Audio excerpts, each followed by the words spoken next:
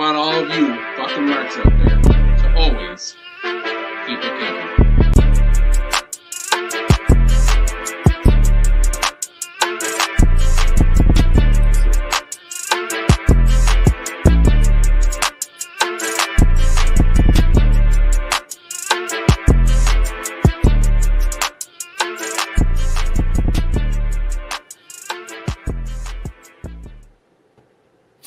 What's up, everybody? Welcome to episode 13. Excuse me. It's episode 13 of Freebird Rules. Fuck 12. Yeah, fuck 12. That's in the past. We're focused on the future, the now. Really, a 13? God damn. Yeah. Yeah. It'd be more if, so many people didn't take time off all the time. You know what I mean? If we weren't a part-time podcast, Shit happens. Life ain't part-time, my friend. That's true. Facts. That's the biggest facts of all time. Listen, you ain't the only part-timer here. I mean, we've all been a little part-time this year. Hey man, yeah, we've all taken time. We've all been a little part-time this year. Like I said, life ain't part-time. No, it's not. Damn, Full-time that's job. deep, man. That's some deep shit right there. You know, put that on a T-shirt. Freebird Rules. Life Put ain't that on a part-time. T-shirt right there. We gotta start doing merch, man. What are we doing? We gotta get some designs first. Gotta get some what? We gotta get some designs first. Or designs, yeah. We got some designs. Yeah, that's true. I'll try to come up with some stuff. Maybe come with a shop. So how are you guys? Great, man. Yeah. Yeah. Yeah, You seem a little at today. What's wrong, bud? Thank you. What do they call it when you're not happy about going back to work on Monday? Oh, you got those Sunday scaries, bro? Piece of blues, I yeah. feel you, brother. It's called I feel something. you. Yeah. Sunday blues, I Sunday think. scaries. Yep. Yeah. Yeah, I feel you. I get feel those that for too. sure. Also, because I took a nap about 3 to 4 p.m., which means I'm not sleeping tonight. That was a mistake on my part, but Yeah. Hey. You feel refreshed at least? a little bit. I mean, I don't, usually I only need 20 minutes or so when I wake up. I'm like, all right, I feel better now. So yeah, I'm there. I'm not falling asleep like I was. There you go. Trying to get through a collision. I'm a multi-hour napper. So if I go for a nap, it's at least a couple hours. I can't do the 30-minute thing. It doesn't work for me. Trying to I'll take a quick nap. It doesn't help. So I find that if I take a nap for hour and a half, 2 hours, I wake up feeling groggy. But if I just get that 20 minutes, half hour, I wake up and I'm like, all right, I'm awake now. yeah, I knocked that sleepiness off. That's all I really needed to do. Mm-hmm. Yeah. No, that don't happen for me. All right, well, you guys want to talk some wrestling headlines? Let's do it. I mean, what if we don't, though? We don't What have if to. we don't? We can just skip it. What do we Go straight do to the then? next thing. What do we even do? What if We we have a couple just different don't? things. What if we just don't talk about anything we planned? We could just do the whole Throwing a thing, wrench out there. improv. Yeah. That's talking about going off script. Yeah. So guys, name a restaurant. Okay. I mean, we got a national one. It'd have to be, right? Because we wouldn't Whichever know. one you want to do. If we're gonna do improv, we're gonna do the improv thing. So name a restaurant. Chili's. Okay, Con, you walked into Chili's, right? And they got your order wrong. And Hambone is the waiter. Go. What do you mean go? What am I doing? He's improv. asking us to do improv. He wants us to do a scene. Oh, Yeah. okay. All right. And action. Word. Hey, bro. Hey, come here real quick, bro. How you doing, sir? What can I do for you? Hey, listen. So I ordered this. Spanish rice dish that y'all got. I thought I wanted it. I don't really want it. Is it cool if I just order something else off the menu? Listen, bro. I make $2 an hour here. I don't give a fuck. And then I Scene. throw the plate in your face, and then I quit. Then I tell you step outside. Yep. And scene. All right. Do it all Well, here. we tried that. It didn't work. Let's go Do it back all to here. what we usually do. This is why we have guidelines for our show. We can't do that. Whoa! I didn't People even know. getting hurt. Hold on, Lashley's injured. That's what they Yes. say. I don't know That's if I don't know if all of these are real, but they said Uh, that he was injured and that's why Angelo Dawkins took his spot on SmackDown. I believe Asuka, Zelina, and Drew are real, and I think Woods is also real, but I'm not really sure about Lashley. Yeah. Drew. Is Drew actually hurt?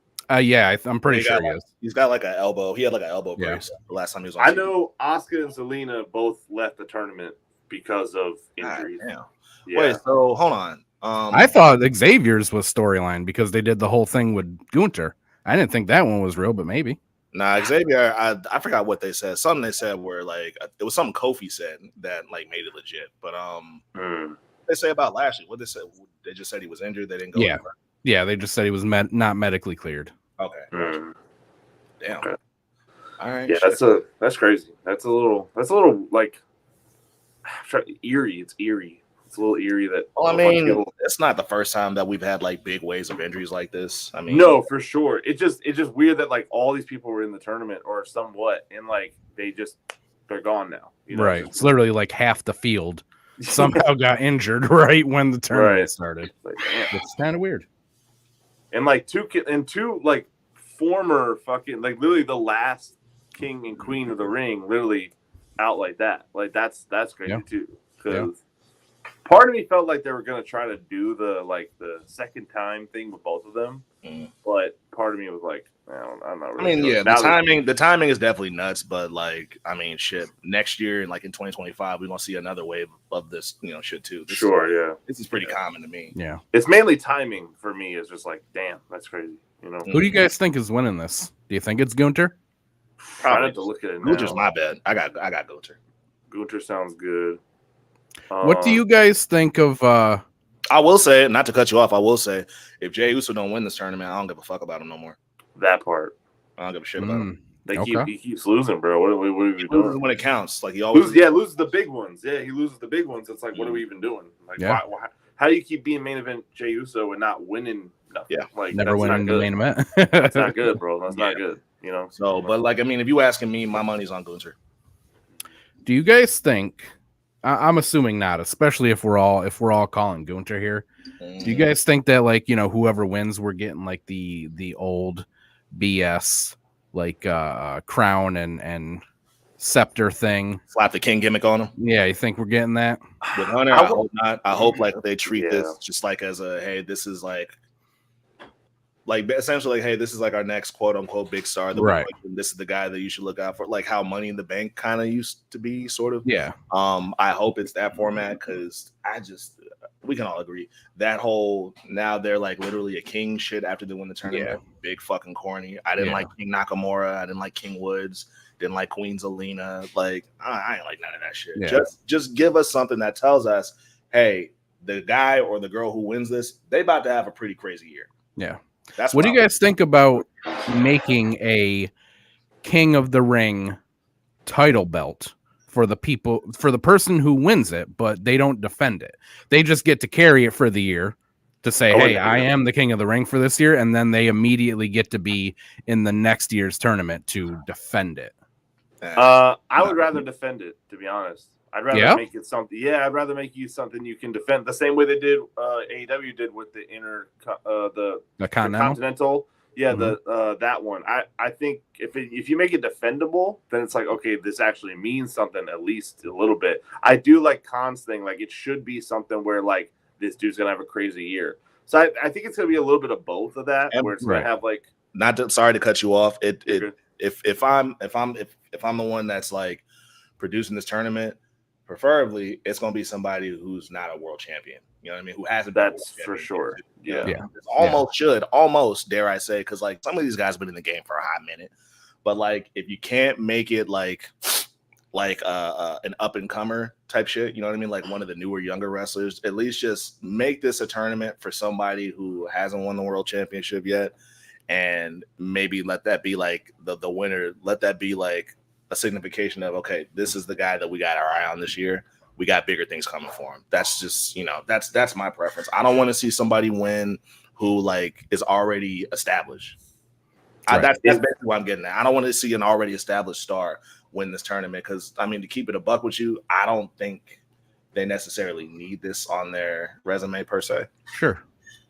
In that lane of thought, then I probably wouldn't even put it on Gunther because I think you've already solidified him. Truly, there's no way he's not going to be a world title the world champion within a year. Well, right now it's up in the air because we haven't really seen him do shit. I mean, like, I think we could all look at him and, you know, just based off his Intercontinental Championship run, we all kind of be like, yeah, that's the guy.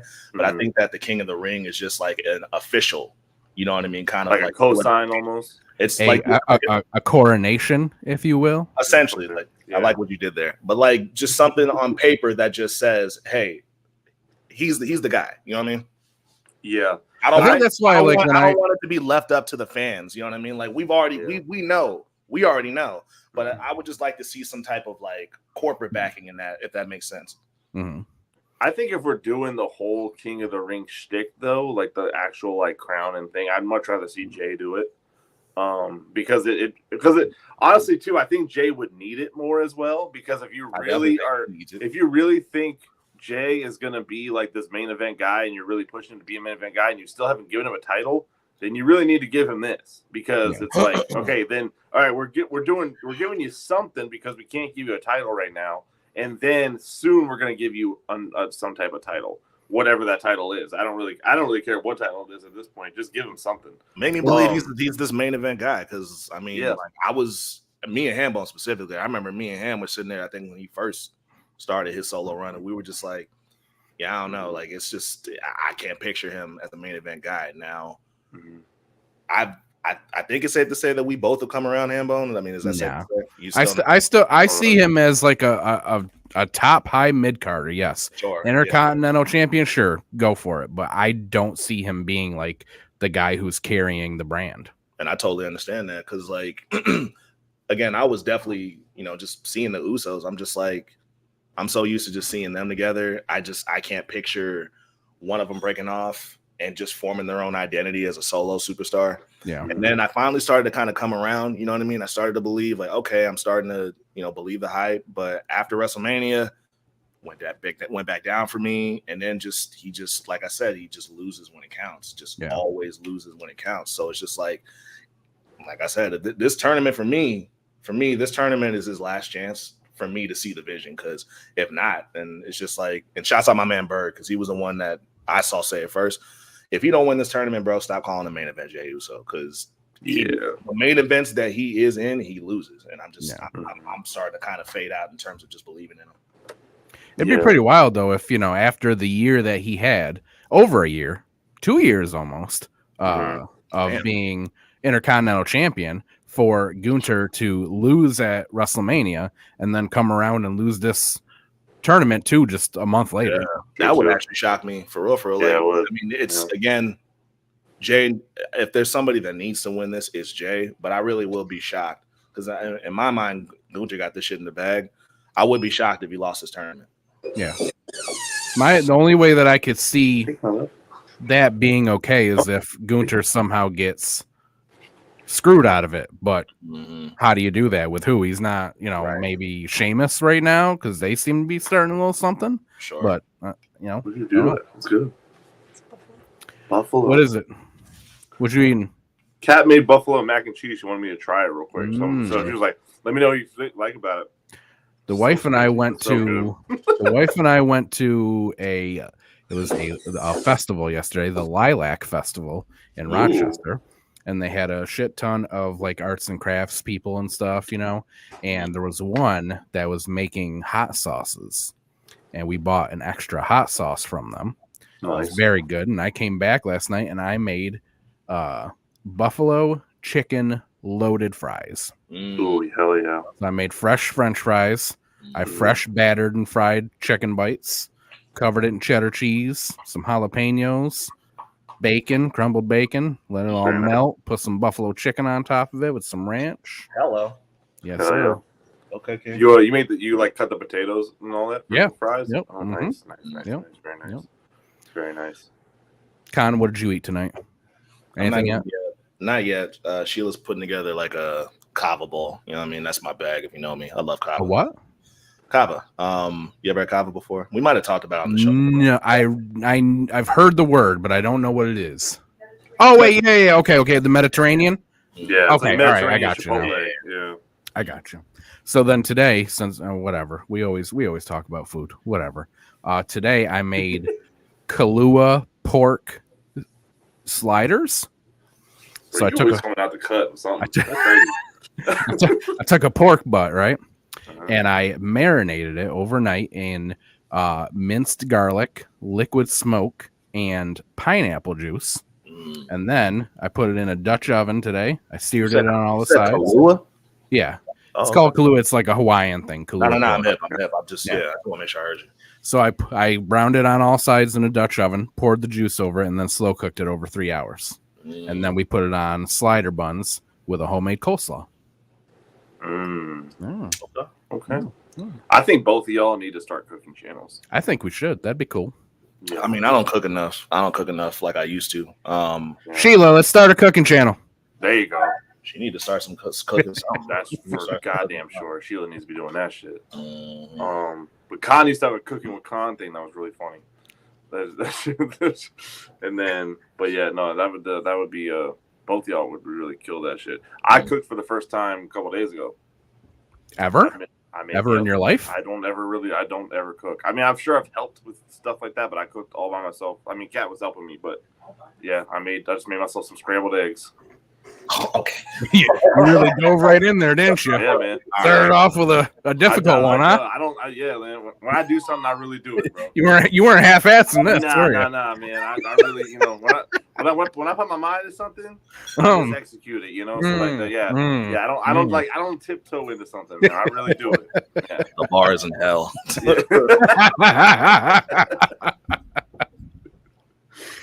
All right. I thought this was interesting.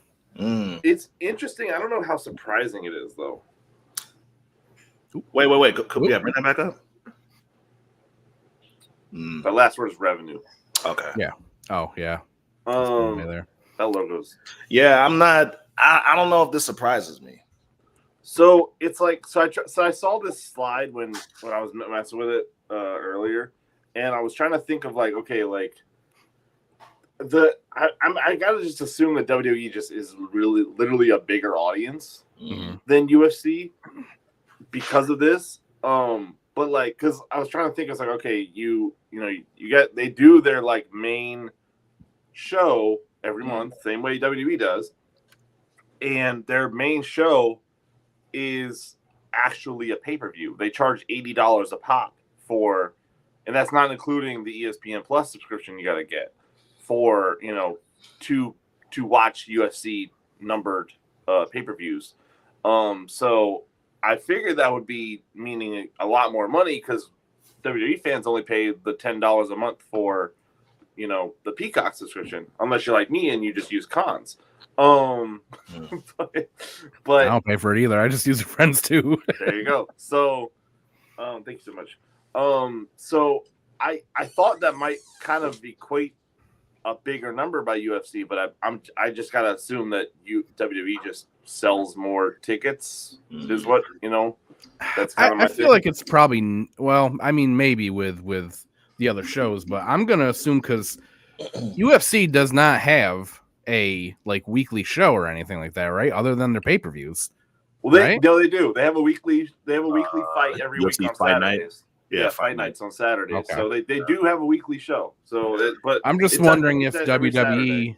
I'm just wondering if WWE brings home more, like they do more in TV shows. Deals because of ad revenues. They do have more shows because they have Raw and SmackDown, where UFC just has fight night on Saturdays. Right. I mean, they get paid for NXT too, so and WWE has NXT, so they have 3 times as many shows a week. So that is part of it, So I think, that kind of it makes a lot of sense.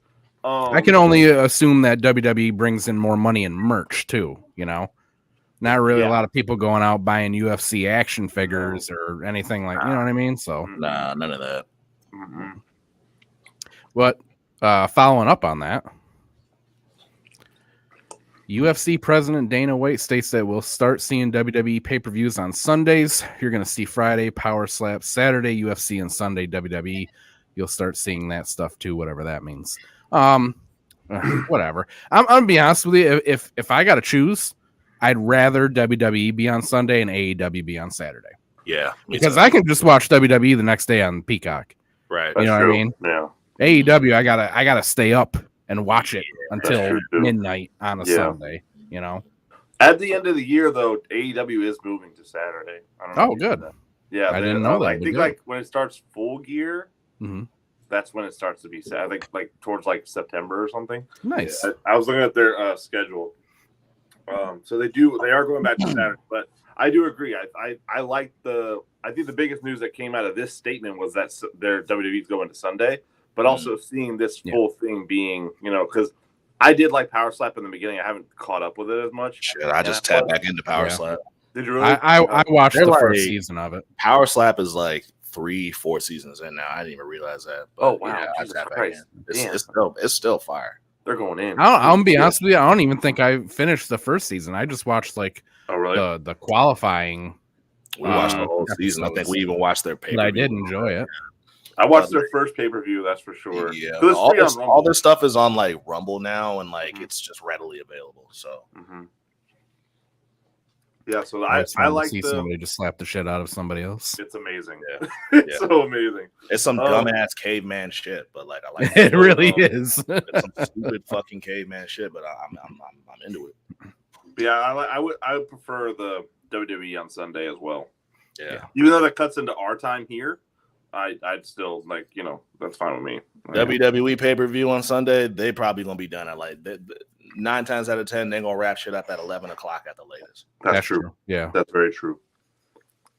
The other good thing though is, and I didn't really think about this. I don't really know if this is permanent. The last pay-per-view for AEW, they were on Triller TV instead of Bleacher Report, and I could have swore that after that pay-per-view, I saw an interview with Tony Khan where he said that they were only going to be on Triller for like another 2 shows, which is annoying because one of the good things about Triller, which is formerly Fight, is that if you buy the pay-per-view on there, you just own it.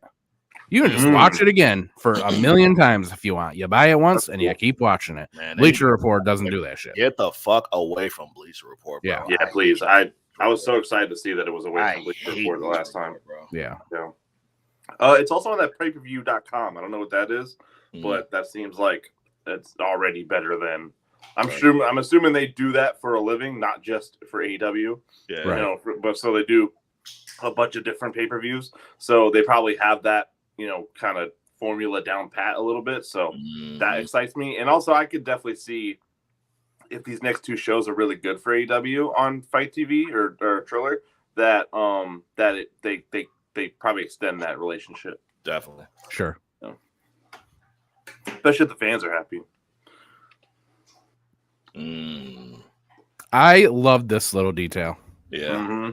Powerful. I love where we're going with this. This is I think Con and I, when we were talking about it, is the most interested I think I've ever been in Liv Morgan. And by far.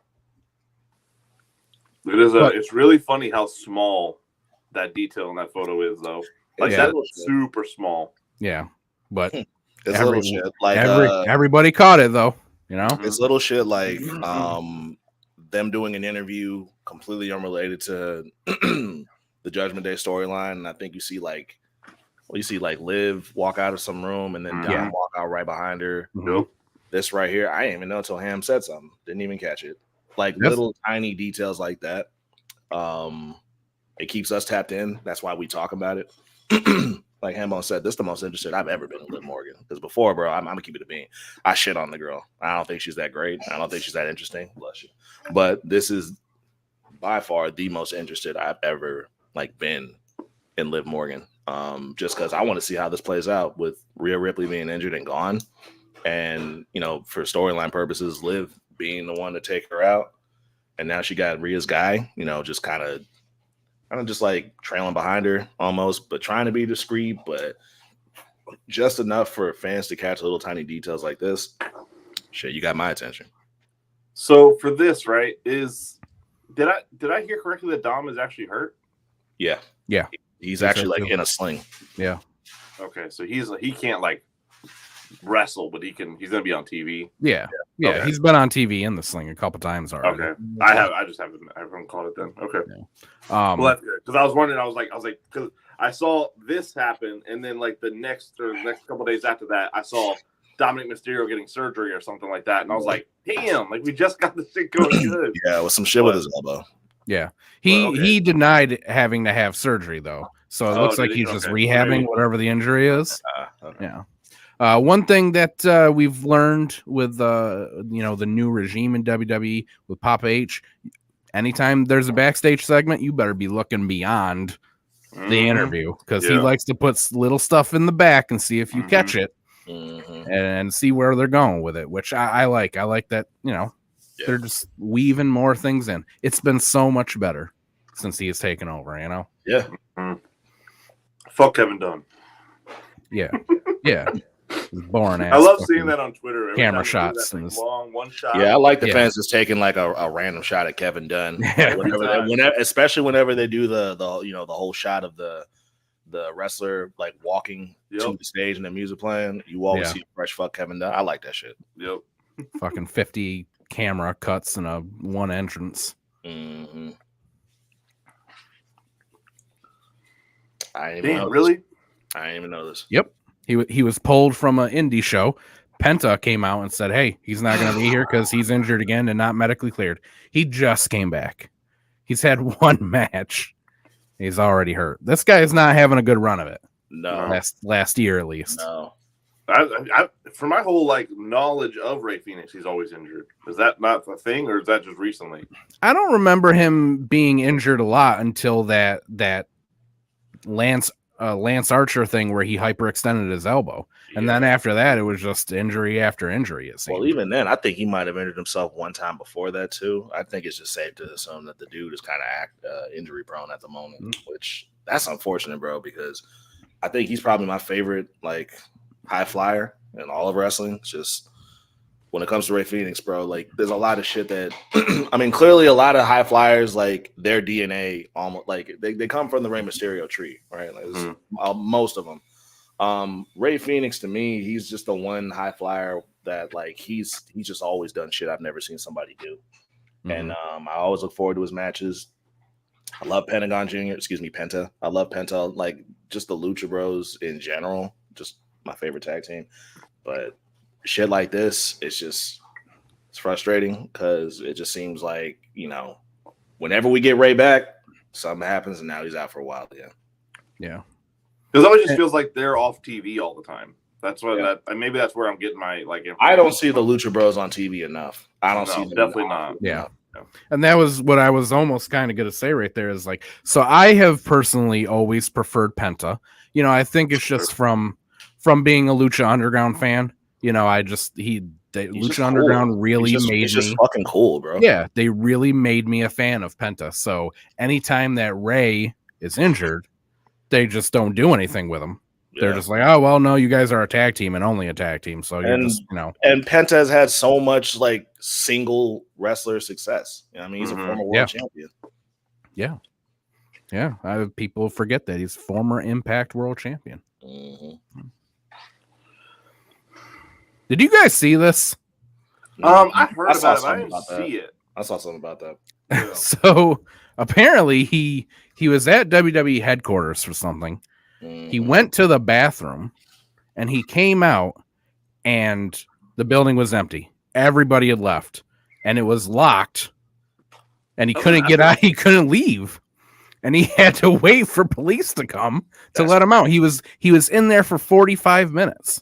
Locked inside, so he was just going around making random videos looking at shit in the building because he couldn't get out. I didn't see the videos, but I didn't either. I saw him mention something about it.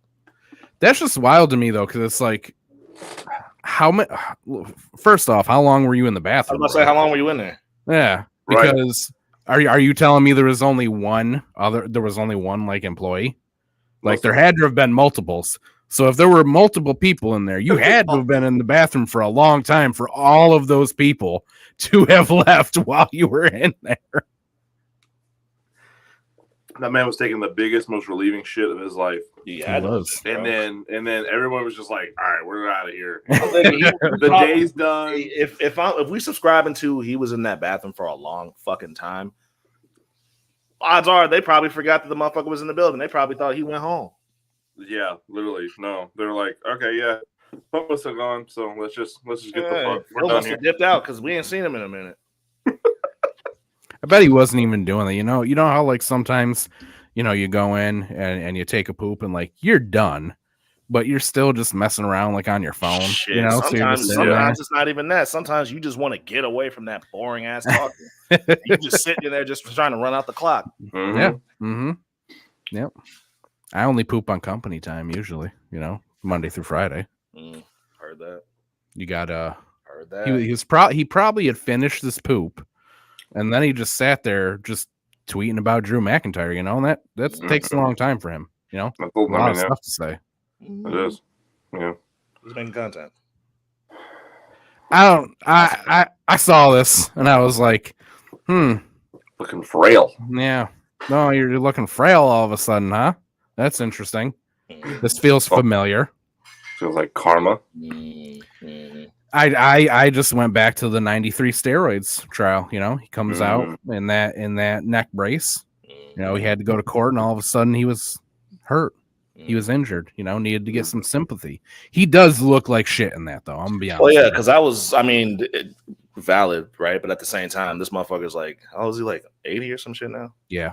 He's up there. He was a power lifter and shit like that. So at the same time, his body just might be finally breaking the fuck down. Mm-hmm. And there's no way that Vince wasn't on the gas for a long time, especially with how old he was. You cannot convince me that he the was. way he was. You can't convince me he was not. Mm-hmm. My dad bought that. You know what I'm talking about him. That magazine. What was that fucking? Yeah, I know what you're talking about. Magazine. Yeah, my dad bought that one. The one with him on the cover. Yeah, he for sure had that. Yeah. It's just weird to look at this frail looking 80-year-old man and being like, man, he was pooping on people though, like sexually, like not even because he's old, but like he was doing weird sex stuff. And look at him, such good shit. Such good shit. Okay, so before we move on, did I tell you guys that story from WrestleMania? What about such good shit? No. Okay. So my buddy and I, we decided for the WrestleMania days that, there was WrestleCon was there, the convention, and WrestleCon was doing a thing where you could pay $50 and they would have a bus and you could get on the bus, which would take you directly to a gate. You could get off, and then when the show was over, you went back to that gate, you got on the bus and got taken back to your hotel, right? Oh, nice. We were like, hell yeah. Cool. I don't have to deal with parking. I don't have to deal with Ubers, nothing like that. Bus is going to get preferential treatment to be left in. Hell yeah, I'm doing that. So we did it. So the second night we get on, and this is day number 4 for us. So just constant shows and WWE World, and we're done. Physically, mentally, we're exhausted, right? Yeah. So we get on there. And it's like midnight. And when we get on, there's right in front of us, there's like an older man. And then there's somebody sitting next to us. We, thought it was like sitting next to him. We thought it was, his wife or whatever. So we sit down, and my buddy and I are exhausted. So we're just being dumb. So I don't even know how it. Oh, so we were talking about, Cody winning the main event. And we were just like, if I can just imagine right now, Vince is probably on the phone with Paul, just going, Paul, what the hell was that? Just like complaining about, the outcome that Roman didn't win. He's just getting frustrated, and finally just goes, somebody get me a woman to shit on. And I said that, right? And the two people in front of us start laughing, and I realize it is not a grown woman in front of me. But a child, probably about 9-10 years old. There you go. And I'm like, oh. But luckily, I don't know if that was his father or his grandfather, but his grandfather was all about it. And because my friend was like, as soon as we realized it, my friend was like, I apologize for my friend. We're both tired. And he was like, no, you're fine. But then we just kept it going. We just kept doing it, and the entire fucking, like, we were over with this kid. This kid thought everything we said was hilarious, which it probably was not. He was probably also very tired at night, but it was, yeah. Shout out to that kid. Shouts out to a good sense of humor. Mm-hmm. All right, so let's get into this. We're done with wrestling for right now, right? Yeah. Mm-hmm. Let's talk about What you got? What everybody's talking about, it seems. They not like us. Let's do it. Oh boy, let's get into it. Who wants to Where we start? start? I feel like it should be. I feel like you two are much more tapped into this than I am. So I'm gonna give my opinions here and there, but I feel like this is you guys gonna take more of the reins on this. Con, do you want to run it through, or do you want? Give me 1 second. I'm 1 second. No problem. Just getting ready for this combo. That's all. No, you're good. So I feel like we all took notes on our phones because there's a lot to talk about. So much shit. I will say this Shawn Michaels about here. This Shawn Michaels tweet is really funny. It is. The Shawn Michaels tweet in general is really funny. HB Shizzle, he's down with the kids still. There's a lot of info here, so I mean, I'm on live, so hopefully whoever's on the live who's tapped into this will be able to fill in the blanks. But if you are an avid hip hop rap fan, this was a long time coming. Drake, Kendrick Lamar, and over a decade old feud between the two. Real quick, if you're not a rap fan, this conversation is not for you. So I don't want to hear a bunch of stupid ass, just stupid fucking.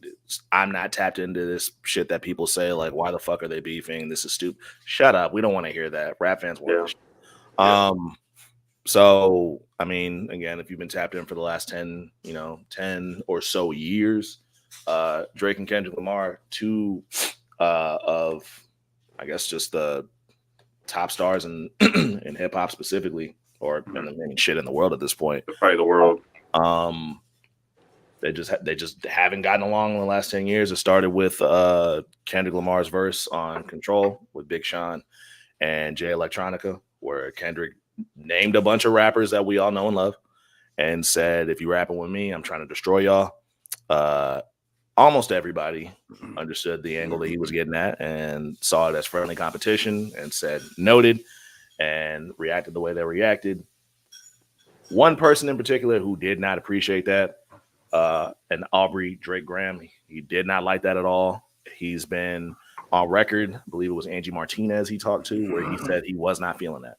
And then shortly after, during a BET Cypher with TDE, who Kendrick Lamar at the time was with TDE, Kendrick doubled down, and if you know, you know, said nothing's been the same since Control dropped, and tucked a sensitive rapper back in his pajama clothes and sealed it with a high five with Schoolboy Q, my favorite rapper, by the way. And since then, it's been up for these two guys in the past years. They've sent now. Correct me if I'm wrong, Con. But didn't all of like the main feud, didn't it start because they were all buddies before and all that, right? And at one point there was a whole thing about them being the big three, and then there was a debate about the order of the big three, and that's kind of what started off this. That was J. Cole. That was all J. Cole. That was J. Cole just being friends with both and just saying, hey, it's us. Because J. Cole truthfully was the one that was calling in the big three. And we all kind of just went with it. Like there wasn't much to disagree on about that. So although J. Cole was calling them the big three, Kendrick and Drake were probably sitting around like, the fuck you mean three? But yeah, so there was a big three. Fact of the matter is, ain't no big three no more after all the shit that took place. But yeah, so I think, they've been trading little jabs here and there throughout the last couple of years. And then, let's say a couple weeks ago, Metro Boomin and Future, who were frequent collaborators with Drake, dropped an album, We Don't Trust You, and dropped a banger of a single like that. And let me back up. Actually, no. Yeah. So they dropped a like that. Kendrick Lamar's featured on it, and Kendrick Lamar, who was responding to a verse that Drake and J. Cole, responding to a song that Drake and J. Cole released called First Person Shooter on Drake's album, I believe, for Drake's album.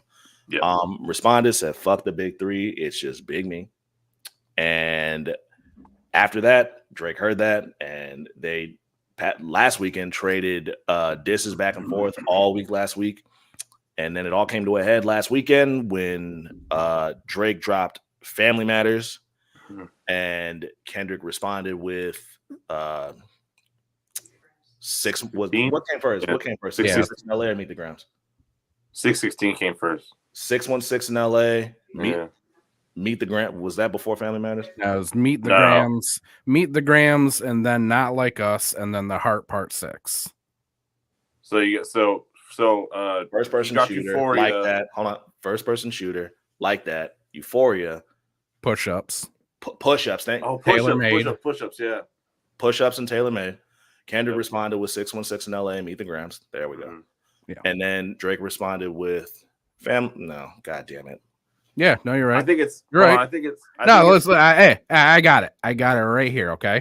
So we started like that, and then went to push-ups, and then Taylor Made.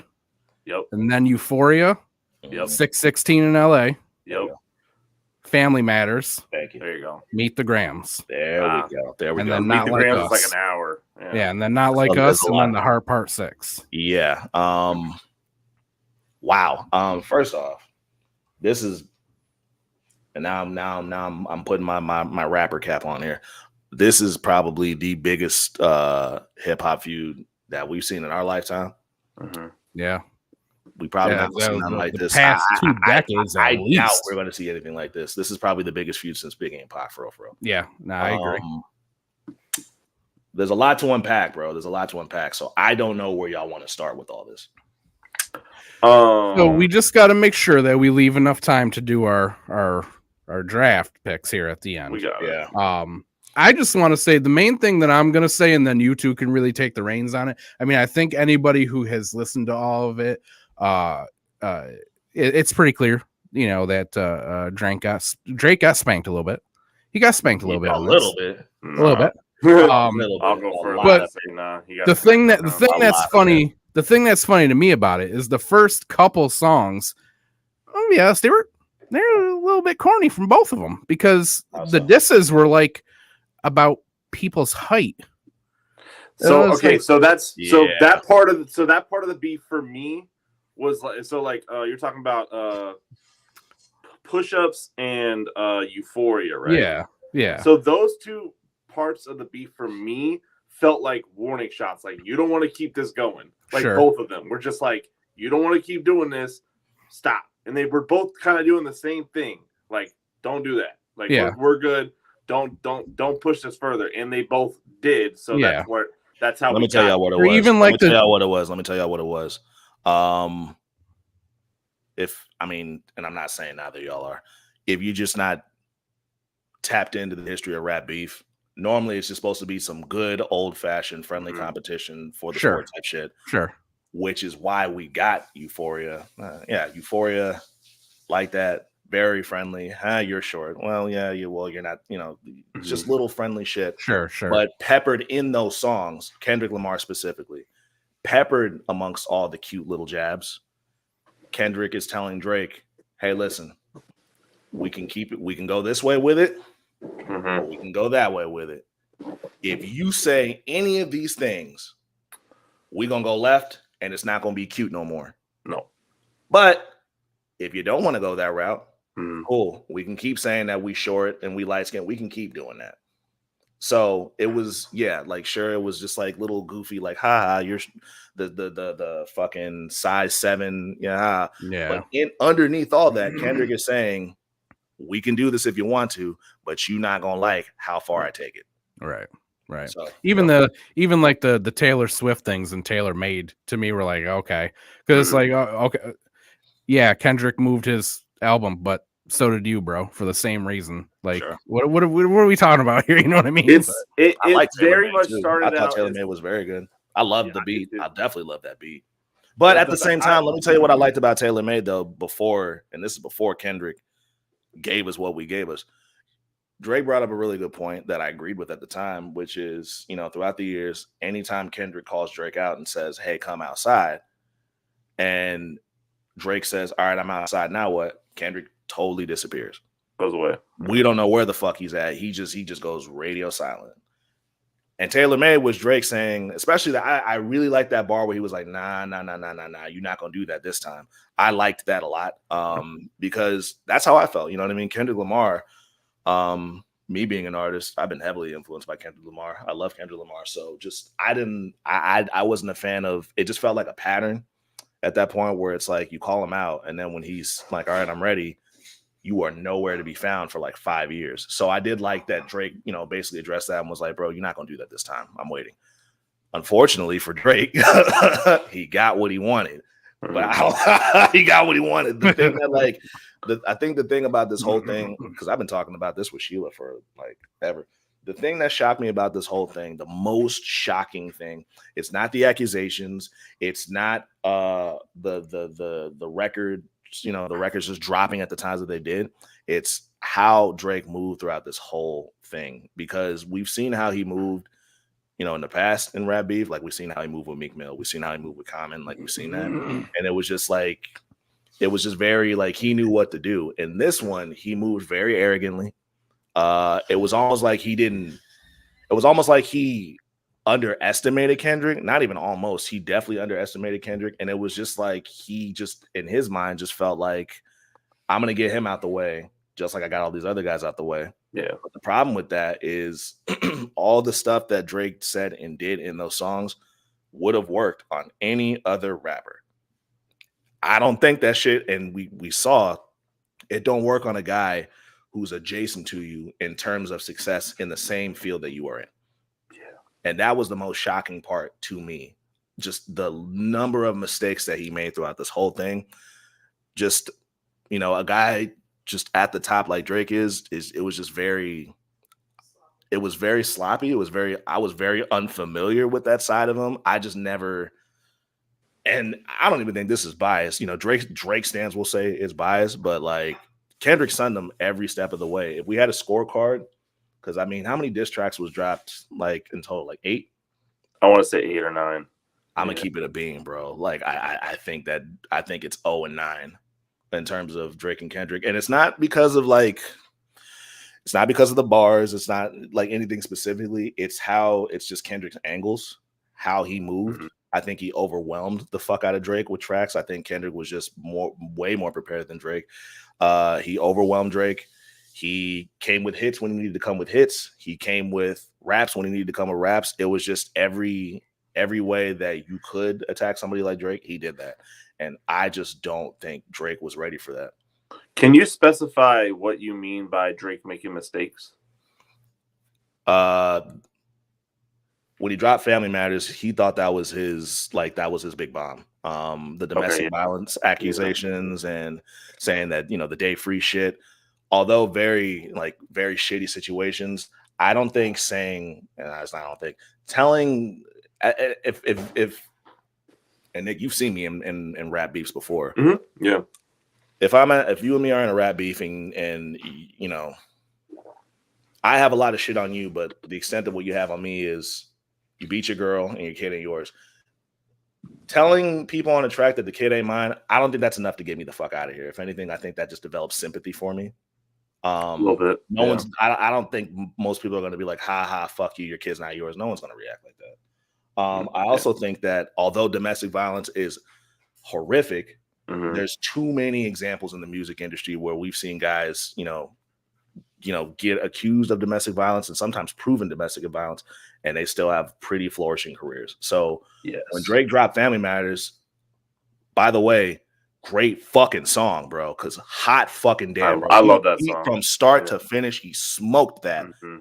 But the thing was, even in that song, Drake started off in the beef saying, I can do this all day with you. We can go back and forth all day. By the time he got to Family Matters, mind you, at this point, Kendrick done told him, bro, I know some shit about you, and if you keep going the way you're going, it's gonna get out.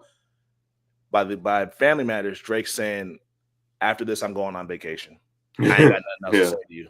That is not what you said in the beginning of this. But Drake doing that in Family Matters, he thought that he had him with that.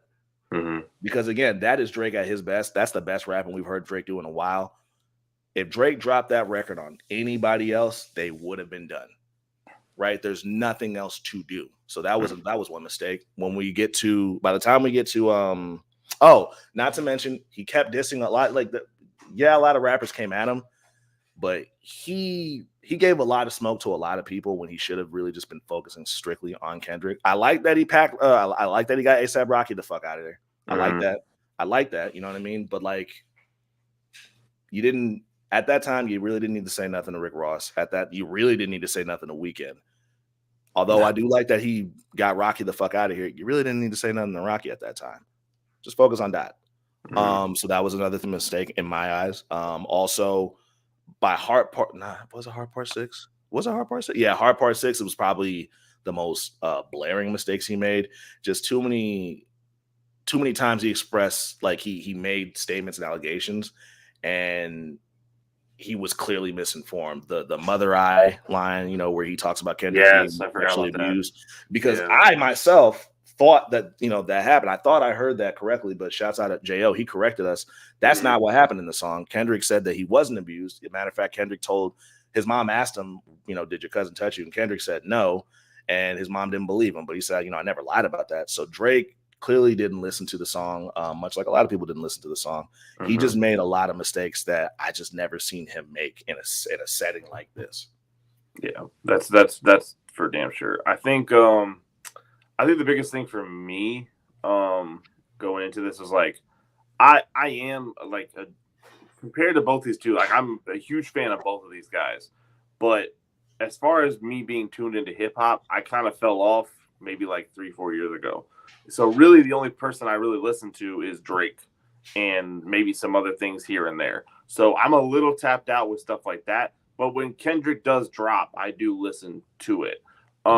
So I did have a little bit of Drake bias, but I didn't let that affect my vision of the whole thing. I just figured at some point, I definitely had Drake losing right before Family Matters dropped. Oh, thank you. And the Pharrell shit was corny.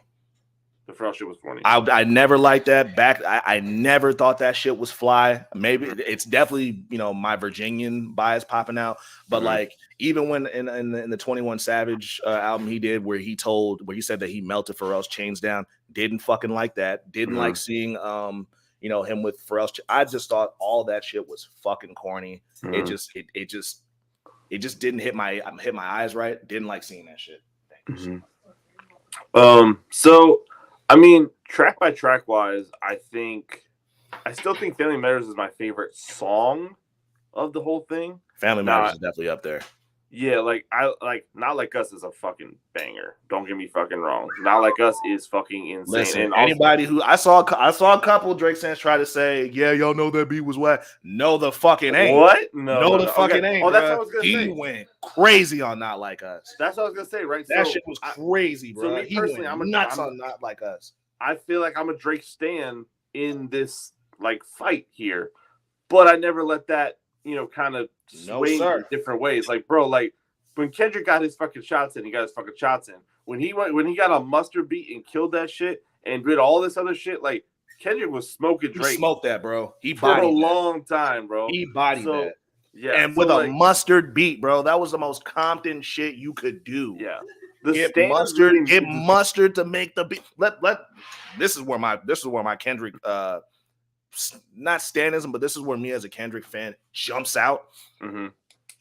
He dissed him on a Cardo Got Wings beat. Cardo's another Cali producer. Cardo Got Wings. Then he came out with what was it? 616 in LA, which I think part of it was produced by Taylor. No, not that one. 616 in LA, I think. Taylor Swift's producer. Jack Atnoff, yeah. He made that. He went and got a Taylor Swift producer on that. Then Meet the Grams, my favorite producer of all time, and in my opinion, the best producer of all time, The Alchemist. Then fucking really sealed it up by getting Mustard to do Not Like Us, bro. He beat the fuck out of Drake, and I'm not. That's not biased, bro. He whooped that boy's ass. I say all that to whooped say that boy's ass. The stands really made this beef really annoying.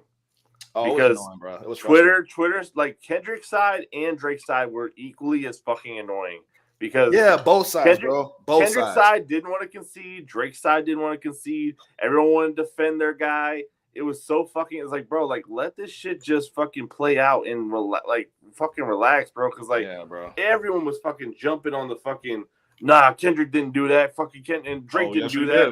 It's like, are we talking about Drake and Kendrick, or are we talking about WWE and AEW here? Literally. for real, it's the same thing. But yeah, that I think he just beat Drake at his own game, especially with Not Like Us. He made a diss into a fucking banger, and like even just with Not Like Us alone, he really checked all the boxes. Like he gave us a smash. That video's coming. Make no mistake about that. Hey, listen, he made fucking a pedophile banger somehow. I don't know. He made a smash about. I don't even know you could do that, bro. How do you do he made a hit out of calling somebody a pedophile. He gave us a little bit of history. He gave us a little bit of a history lesson. This man said he made a pedophile banger, bro. If there lover boys has you ever think about like what? You know, phrases that have never ever been uttered in the history of man. That's never probably it right there. Ever. Yeah, it is. He made a pedophile banger. That's nobody has ever said that before. No. Now, let me tell you. Oh, another thing that bugs me. Another thing that bugs me about the Drake stands. The Heart Part 6. The Heart Part 6, right?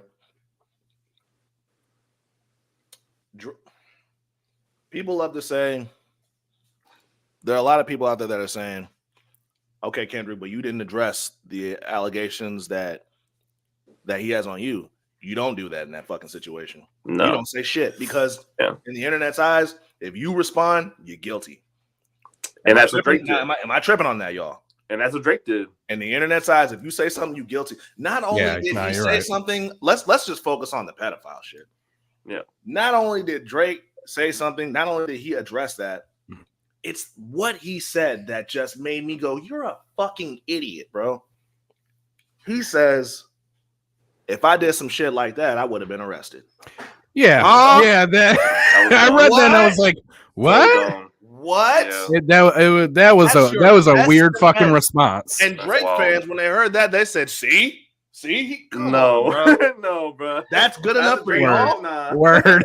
That's good enough. Y'all got it, bro. Y'all got it. When he said that, I don't think that's gonna hold up in the court of law. Doing streaming. I know we talked about it. I'm sorry, Hammy. I love you. When he said that nigga lost. You bugging, bro. That's crazy.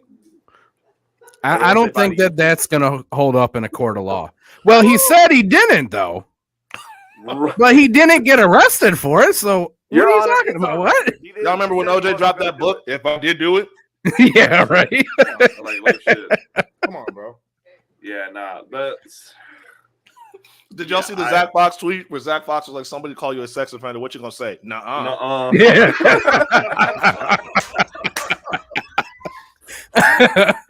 They getting mad out of here, bro. Yeah, nah. So Drake lost. Drake completely lost. Yeah. This is probably the first time Drake lost just straight up, I'll say.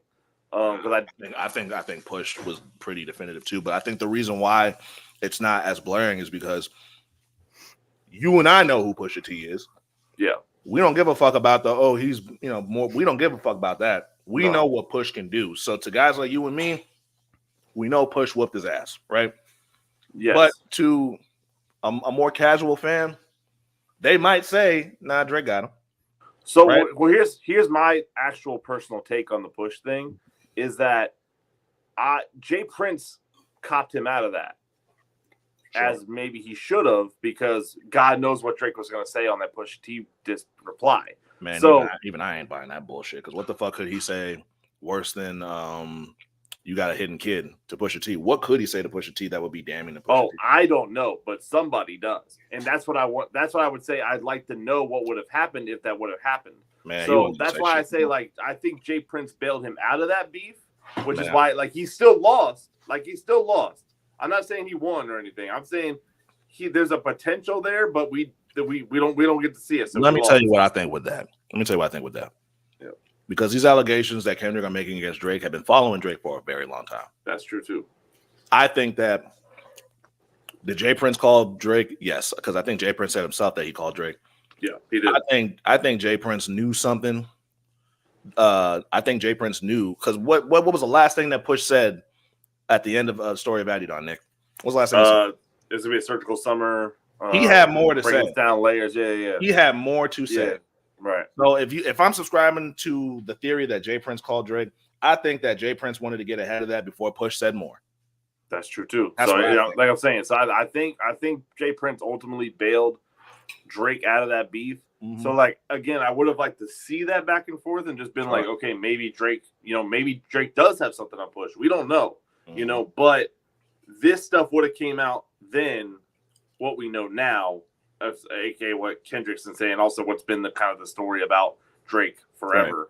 Right. I was talking to my boy Omar. Shouts out Omar the Group, but he called me. We were on the phone for like a while, and I remember he was talking to me. I remember he was saying something like, he said something to the effect of like, after the Push shit, because Drake did lose that shit with Push. He lost. Yeah, he did. No, he did. After the Push shit, a guy like Drake taking a loss like that to somebody quote unquote lesser than Push, and when I say lesser, I think in the public eye is what I mean. Yeah. But losing to somebody like Pusha T, you can't lose again. Even if you are Drake, you can't lose again. Yes, you are always going to be Drake. You always going to make bangers. That's a given. But you can't lose again. So now here you are with this Kendrick shit. I think his best bet would have been to ignore it. But ignore the accusations you're saying? Mm-hmm. Well, not even ignore his accusations. I think when Kendrick, I think it starts with not like that. I think that Drake. Oh, ignore it completely. Ignore it completely. But the minute that you engage with it, now you in there. And now that's another loss on your belt, and it's a big loss. Yeah, it is. Man. I think I kind of agree. I think if he had just made that decision right then and there, yes, we would not have gotten this amazing shit, but we also wouldn't be screaming certified pedophile wop wop wop wop wop in the club. So this is a how does this affect your fandom of both people, Con? It don't affect, well, just in terms of just like Drake as a Drake in a competitive setting, I'm always gonna look at him differently. That's true. That's never gonna change. But like aside from that, I mean, if he drops some shit, if it's a slap, I'm still gonna play it. Yeah. So outside that, it don't really change much for me. But yeah, like from just a competitive standpoint, like the big three shit is completely done because Kendrick got Cole and Drake the fuck out of here. Which another thing is, we were all like, me personally, let me speak for me. A lot of people were. I know I was specifically like really, really disappointed in Cole for backing out. Mm-hmm. Especially when Cole's been telling us for like 6 years, I'll smoke the fuck out of any rapper that say something. Mm-hmm. And then you respectfully bowed out. It was just very disappointing to hear. I hear his music differently now when he gets in that bag. But after seeing everything that's unfolded, and I said this before, I felt like, matter of fact, we did see something.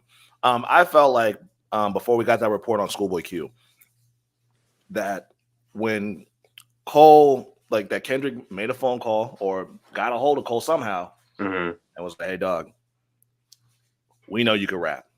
I'm rocking with you. We know you got bars. But here's the thing. That's your man's, right? And I know that you cool with just doing some friendly competition shit. That's your man's. I don't like this motherfucker. I don't like him. And everything I'm about to say is about to be way past rap. You my man, so I'm giving you the courtesy of letting you know ahead of time. You might want to get out the way. And then we get that report that says Schoolboy Q was the one that approached Cole and was like, hey, bro, he about to go crazy. I want to get out the way. Yeah. Which, so like for Cole's thing, doing all that, like as a fan, I sympathize with it because it's like, and I even understand it in a way, like, yeah, you get the fuck out the way when this shit's going on. Yeah, no, like my opinion has changed now. After everything unfolded, I could see why he would have backed out. I still wish he didn't do it, but I understand completely why he would have done it. I don't want to be in the middle especially of this. if he's not in that headspace like they are. Especially if I don't want to be in the middle of him shit. To just do that. Yeah, I don't want to be in the middle of shit. This shit's deeper than fucking rap and shit. Like we're calling people pedophiles. Cole just wanted to have a little fun. You know what I mean? Just a little fun. And Kendrick was like, this ain't that, dog. Like your last shit was boring. Yeah, well, your friend's a pedophile. Like, you know what? I'm out of here. It went 0 to 100. Whoa. Hey, What happened, bro? You're talking about your album. You said that shit, bro. Respectfully bow out. I'm good, bro. You're short. Yeah, well, you fuck kids. So Yeah, right. Oh my god. Whoa. Yeah, I think when the Hard Part 6 dropped, I really do. That was Drake. That was Drake saying, "Yo, you got it, bro." Yeah, a little bit. Yeah, definitely. Are we going to talk about the shooting? Bro, okay. My theory is that it's not. I don't know what to say about that at all. I don't know what to say about that because the details we have gotten, to me, it's still kind of muddy. Like, and I definitely don't want to sit here and say that it has something to do with everything that's been going on between these two. Like, I just don't want to say that. So I'm not sure what to make of that right now. Maybe when we get more details, I'll be ready to revisit it. My theory about those things is one of two things, and I think the first one is has a little more weight to it than the other one. Sure. I think the first one is that fans are just eccentric. And they wanted to that was my show out for social media, so they showed up to Drake's house. They did the Joe Budden shit. Yeah, yes. Joe Budden. That's what I feel like happened. The second thing is that I actually believe it's someone from Weeknd's camp because apparently that was people in Weeknd's camp were involved. I'm not going to put that. Yeah, they said it was the Weeknd bodyguard that got. It's like Cash XO or something like that. I don't know who a manager or something. I don't know, but that's what I heard was more so involved. But again, I don't know anything about. I'm not going to say that that's what happened. That's something I heard. I'm more of the belief that fans just went. I don't think Kendrick sent anybody. I don't think anyone really sent anybody. I think fans just wanted to show out for fucking TikTok and Instagram and social media and shit, and they just thought this shit was funny. Yeah, and add some more fuel to the fire. Shit, bro. Yeah, they just escalated that shit, bro. I gotta run to the bathroom real quick. I will be right back. You're good. Yeah. It fucking sucks as a Drake fan to like hear this shit for real, because it's like, how do you go about this? It's like what we were talking about. Fucking, okay. So I want to start by saying I don't believe anything until there's actually a fucking trial or documentary or something like that, in like real hardcore facts to back up things that Kendrick has been saying about Drake. I'm not believing anything until something like that happens. Yeah. That being said, it's kind of the same way we felt about the Nickelodeon shit, where it's like everything I like is being fucked up. Sure. By shit like this, and it's like it really sucks, and it's kind of sad because like I just said, Drake's one of the only artists I really listen to anymore. Sure. And not saying it's true, but if it was true, that's really upsetting because it's like, God damn, bro. Like, one more thing that gets ruined by people being assholes and people being fucking gross. And so it's like, again, I don't believe it, but I'm saying if that were to go that way, it'd be really upsetting.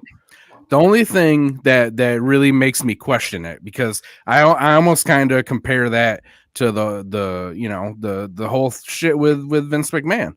Like, exactly.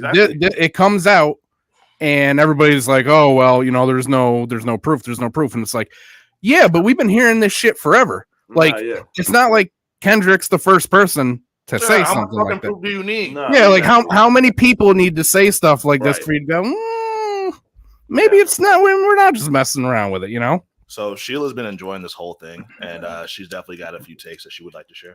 Okay. Do it.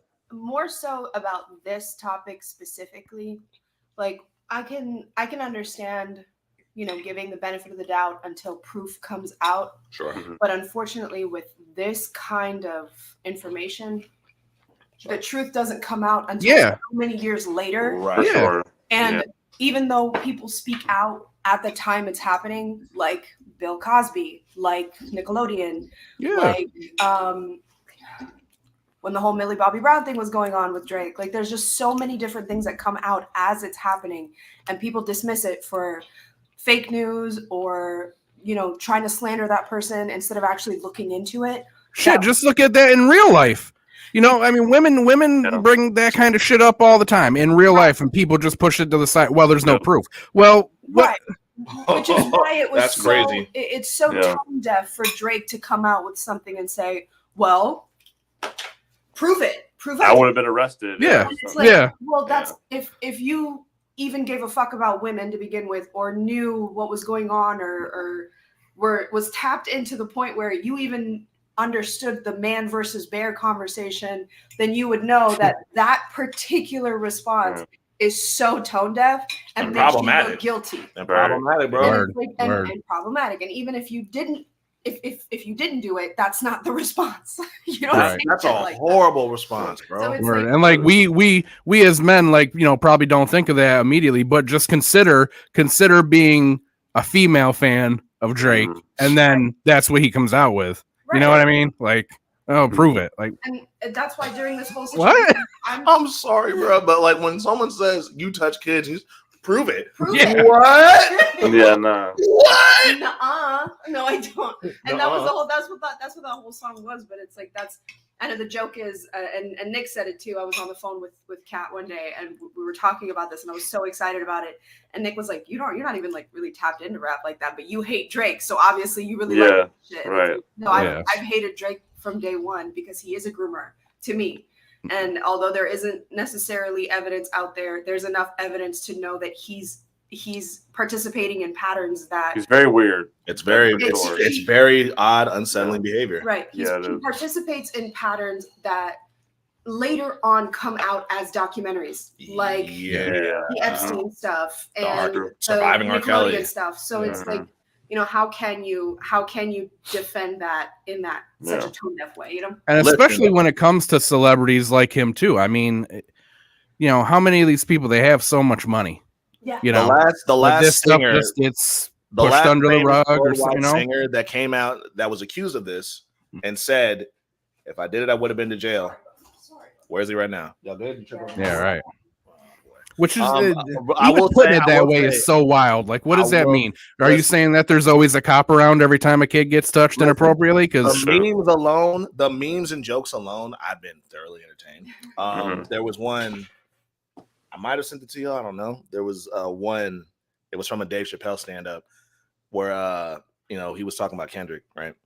Well, the best comedian of all time per our bracket. So it was a clip of an old Chappelle stand-up, and you know, the context was like somebody was like, you know, Kendrick fans when they hear the domestic violence accusations, and it's Chappelle, and he's like, I don't think he did it, but you know what? Even if he did do it, you know what I mean? Oh, bro, I was on the floor, bro. The memes are hilarious. Oh man. And I mean, it's like that with celebrities all the time too. I mean, how many, you know, celebrities have we seen like be proven to be just absolute pieces of shit, you know, and then just have fans of them go, yeah, well, whatever. Yeah. But there's still R. Kelly fans running around, bro. Yeah. Still R. Kelly fans running around. The problem is a lot bigger than that, because the proof doesn't show up until the volume is either the volume of people coming out with that is so overwhelming that you can't ignore it anymore, or the evidence that finally surfaces is so damning that you can't ignore it. Yeah. And until that happens, you're not going to look at that celebrity with any kind of, you know, with you're still going to look at them with this. You're not going to be objective. You know, you're not going to be objective.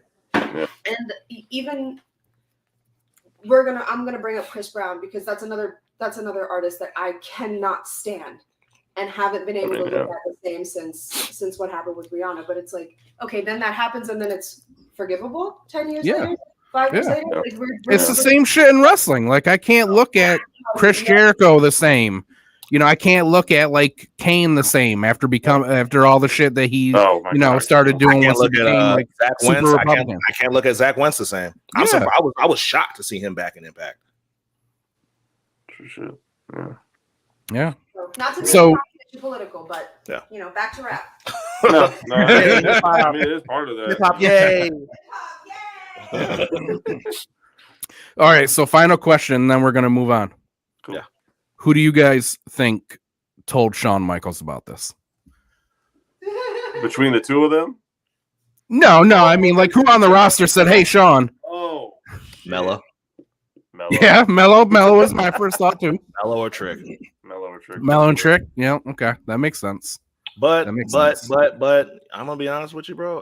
It would not shock me if HBK was just tapped in already. Where do you think? Something tells me he is, but because like completely unrelated. You remember when like JBL was doing commentary on SmackDown for a while? Mm-hmm. I used to say JBL listens to rap and he listens to current rap because if you go back and you listen to his commentary, he was always making hip hop references and he was doing it correctly and it would just sounded natural. It didn't sound forced. I feel like, and I can't prove it, Michaels gives me that same vibe for some reason, bro. I'm gonna be honest with you. If I found out that HB Shizzle was actually sitting back on Spotify and he's just a Kendrick Lamar fan, that would only make me a bigger fan of his. I'm just gonna say it. A dead giveaway for me is the fact that he calls himself HB Shizzle. Like I know fans have been calling him that, but like the fact that he calls himself HB Shizzle, I'm like, bro, you listen to something, bro. Yeah, you listen to something. Yeah, but he started calling himself that like 10 years after that kind of thing. Doesn't matter, bro. He knows. Listen, bro, I would not be surprised if Shawn Michaels was a Roddy Ricch fan. Mm-hmm. Wouldn't be shocked in the slightest. I think that he's tapped in. I do want to say one last thing. I think we need to call. I'm sorry, Nick, but I think we need to call Sean out now and tell him to post his Spotify playlist. Tap in, bro. No, don't. Yeah. I don't want to see a Spotify playlist. Show me your Dat Piff playlist, Sean. Let me see what you got in Dat Piff. Let me see how often you go to live mixtape, Sean. Yeah, that'll tell me. I do want to say the last thing about is the a little bit of hypocrisy from Metro Boomin when we saw those old tweets pop back up. Oh boy, that shit was gross. Because Metro Boomin had a lot of crazy shit when he was like 19. That he was actively deleting the tweets. We were watching him delete the tweets in real time. Yeah, and he said some like crazy shit. Like the most glaring one was something along the lines of like someone replied to him saying something like, "She's only 16," and he was like, "I'll beat the case." He said that at 19 years old, bro. Like it's like, and I was saying, bro, it's like it's one thing when you're like freshly 18, like you're gonna be into girls that are 17, 16 because you went to school with them. That makes total sense. But when you're literally been an adult for an entire year and then some, when you're 19, bro, you got to get out of that shit, bro. Yeah. We were having a conversation with some people about that in like one of the group chats, and they were. I forgot what they said, bro, but like they were basically trying to like shoot bail to that, and me and Nick specifically were like, "Nah, that's fucking weird."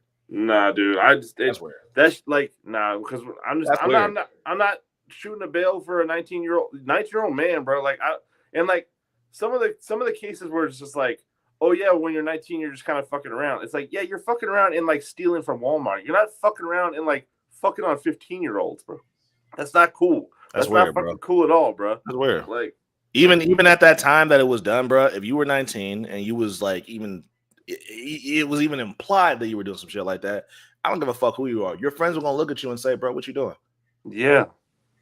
If your real friends will, at least. Yeah, bro. Yeah, nah. Yeah, bro. Like I'm not shooting bail on because he was 19. That shit. High school alone, bro. High school alone. If you were a senior and your friends saw you with a freshman, they'd be like, "Dog, what are you doing?" That's weird. That's weird. Yeah. So one more question about this, and then we'll move on. Mm-hmm.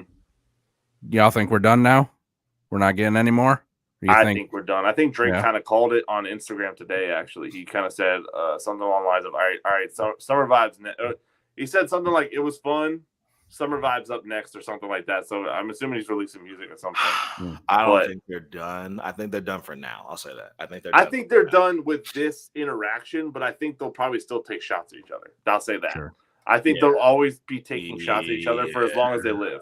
As long as they're recording music, I think they'll take shots at each other. Yeah. What we've gotten over the last few weeks, that's done. Or until Drake goes to jail. Or until Drake goes to jail. For sure. Yeah. That one. All right. That was great. So that was good. We restarted this podcast. We decided, obviously we're not just a wrestling podcast anymore. We're talking about other stuff. But we also, our main thing is March Madrip. But we decided we wanted to do some more brackets because they're fun. And I like doing them. And I like debating about stuff. Me too. So we did our comedian one. Did we do another one? Am I bugging, or did we have? We one only more? did. Well, I mean, we done Mad Drip and comedians. We haven't done anything else. Okay. Yeah, not yet though. We're coming.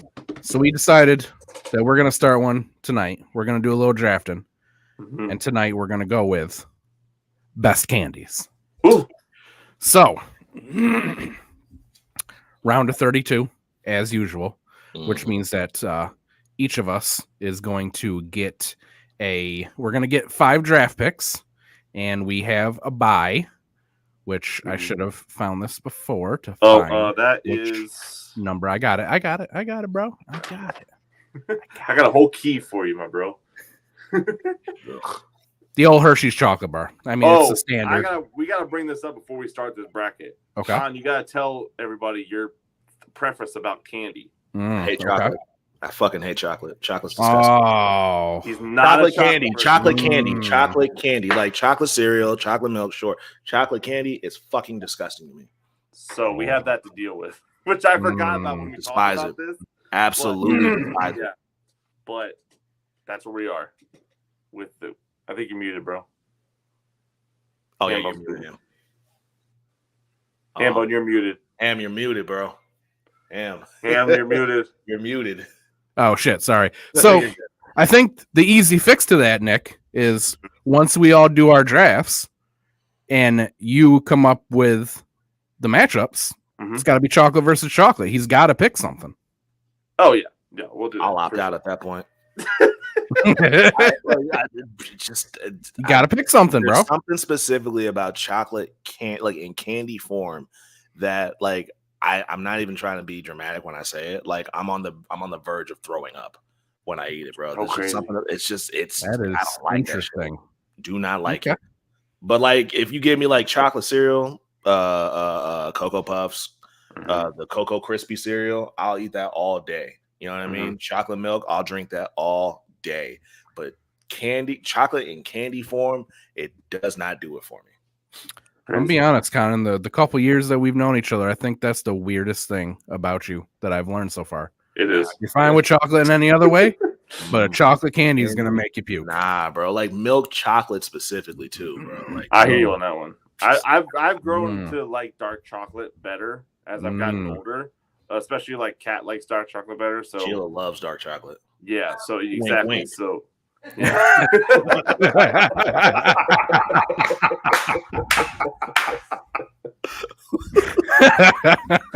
Yeah, clip that. You got that one. That's funny. All right, so how are we doing this, Nick? Who's going first? I think it's my turn to go first, so we really need to determine who's going second. Okay. How are we doing that? Who wants to go second? I'll go second. That's fine. All right, but sounds good to me. I think I am going to take with my number 1 pick. I am gonna go. If you can, Nick, since you've got it up, tell me which slide it is first. Exactly. Number 37. Okay. Reese's. Oh, that is one of my favorite ones of all time. I'm a sucker for chocolate and peanut butter. This is in the slides? Yes. Okay, just making sure. It's in headlines. Gotcha. Yep. And Nick a murderer. Why? You know peanut butter fan either? Ridiculous. Oh, right, because Sheila is allergic to peanut. Damn. We had a big peanut scare during our Ocean City trip. Oh man, that was really rough. Bullshit. That was bullshit. About that at all. That was fucking bullshit. I forgot to bring that shit up at all. Real quick, we're gonna tap back into this. So we go to Ocean City for Nick's birthday. We go to the seafood restaurant. Kat, shouts out to Kat. She orders the Brussels sprouts, right? They put walnuts on the Brussels sprouts. In typical fashion, they decide let's spice it up and put something in there that has no business being in there. Why not? They put walnuts in there. Yeah, it was like cooked in walnuts, which I've never heard, seen, and we didn't even think of when we were like, "Hey, Sheila, try these." Like, why would we think of something like that? Why would that even occur in someone's mind that there might be walnuts? And you could see there was like a crunch or something along the edges of but I'm thinking that's breading or something. Like, not fucking nuts, dude. Yeah. Like, and so like we finally got them the restaurant because Sheila's like, kind of like her tongue is like swelling up and stuff like that. And so we're like, shit. And then we finally got them to tell us like, yeah, it's a new menu thing that we decided to put walnuts on the fucking Brussels sprouts. And we're like, all right, that's fucking weird because it definitely doesn't mention it any fucking where. Yeah, like of all things, like one of the biggest fucking food allergies, and you're just gonna throw it on there. Let's just throw that in there. Throw it on there. Fuck of it. Yeah, let's just do that. You fucking dickheads. What the fuck, dude? Yeah. Put it on the menu, which was the biggest thing. It wasn't on the menu that there were walnuts in it. No, it had no mention of walnuts anywhere. Like, the little fine print where it'll tell you all the stuff that's kind of in it. Nothing. No part of that. Some fucking bullshit, bro. I guess we're just done with raisins then, huh? Moving on to walnuts now.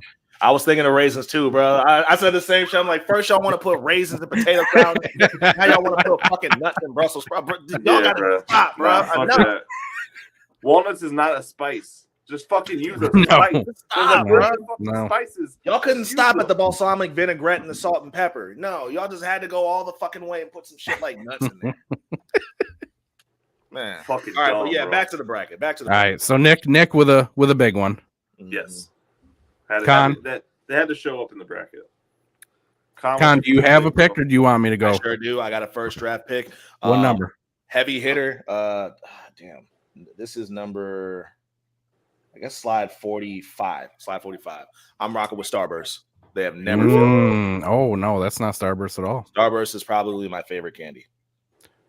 Starburst should be. We're gonna be further than that. Starburst is 47. 47. All right. 7. Bam. I got you. My shit. Starburst. Good choice. Good choice. So, what's your favorite? Yep. Let's do it. What's the favorites?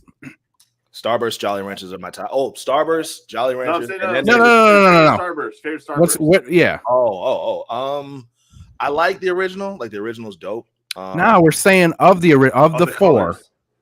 Okay, I'm thinking you're asking me like strawberry, cherry, lemon, orange. What's your favorite? Okay. Give me a minute here. Okay. So with Starburst, and I don't know if we're gonna have the same conversation about Jolly Ranchers because I had a debate with Johnny about Jolly Ranchers and their flavors. But just with this, right now, if I'm picking a preference, I like the all quote unquote the all red pack because they just got the best flavors. My least favorite is strawberry, but I'll still eat strawberry, but it's just my least favorite of the bunch. Cherry is by far my favorite.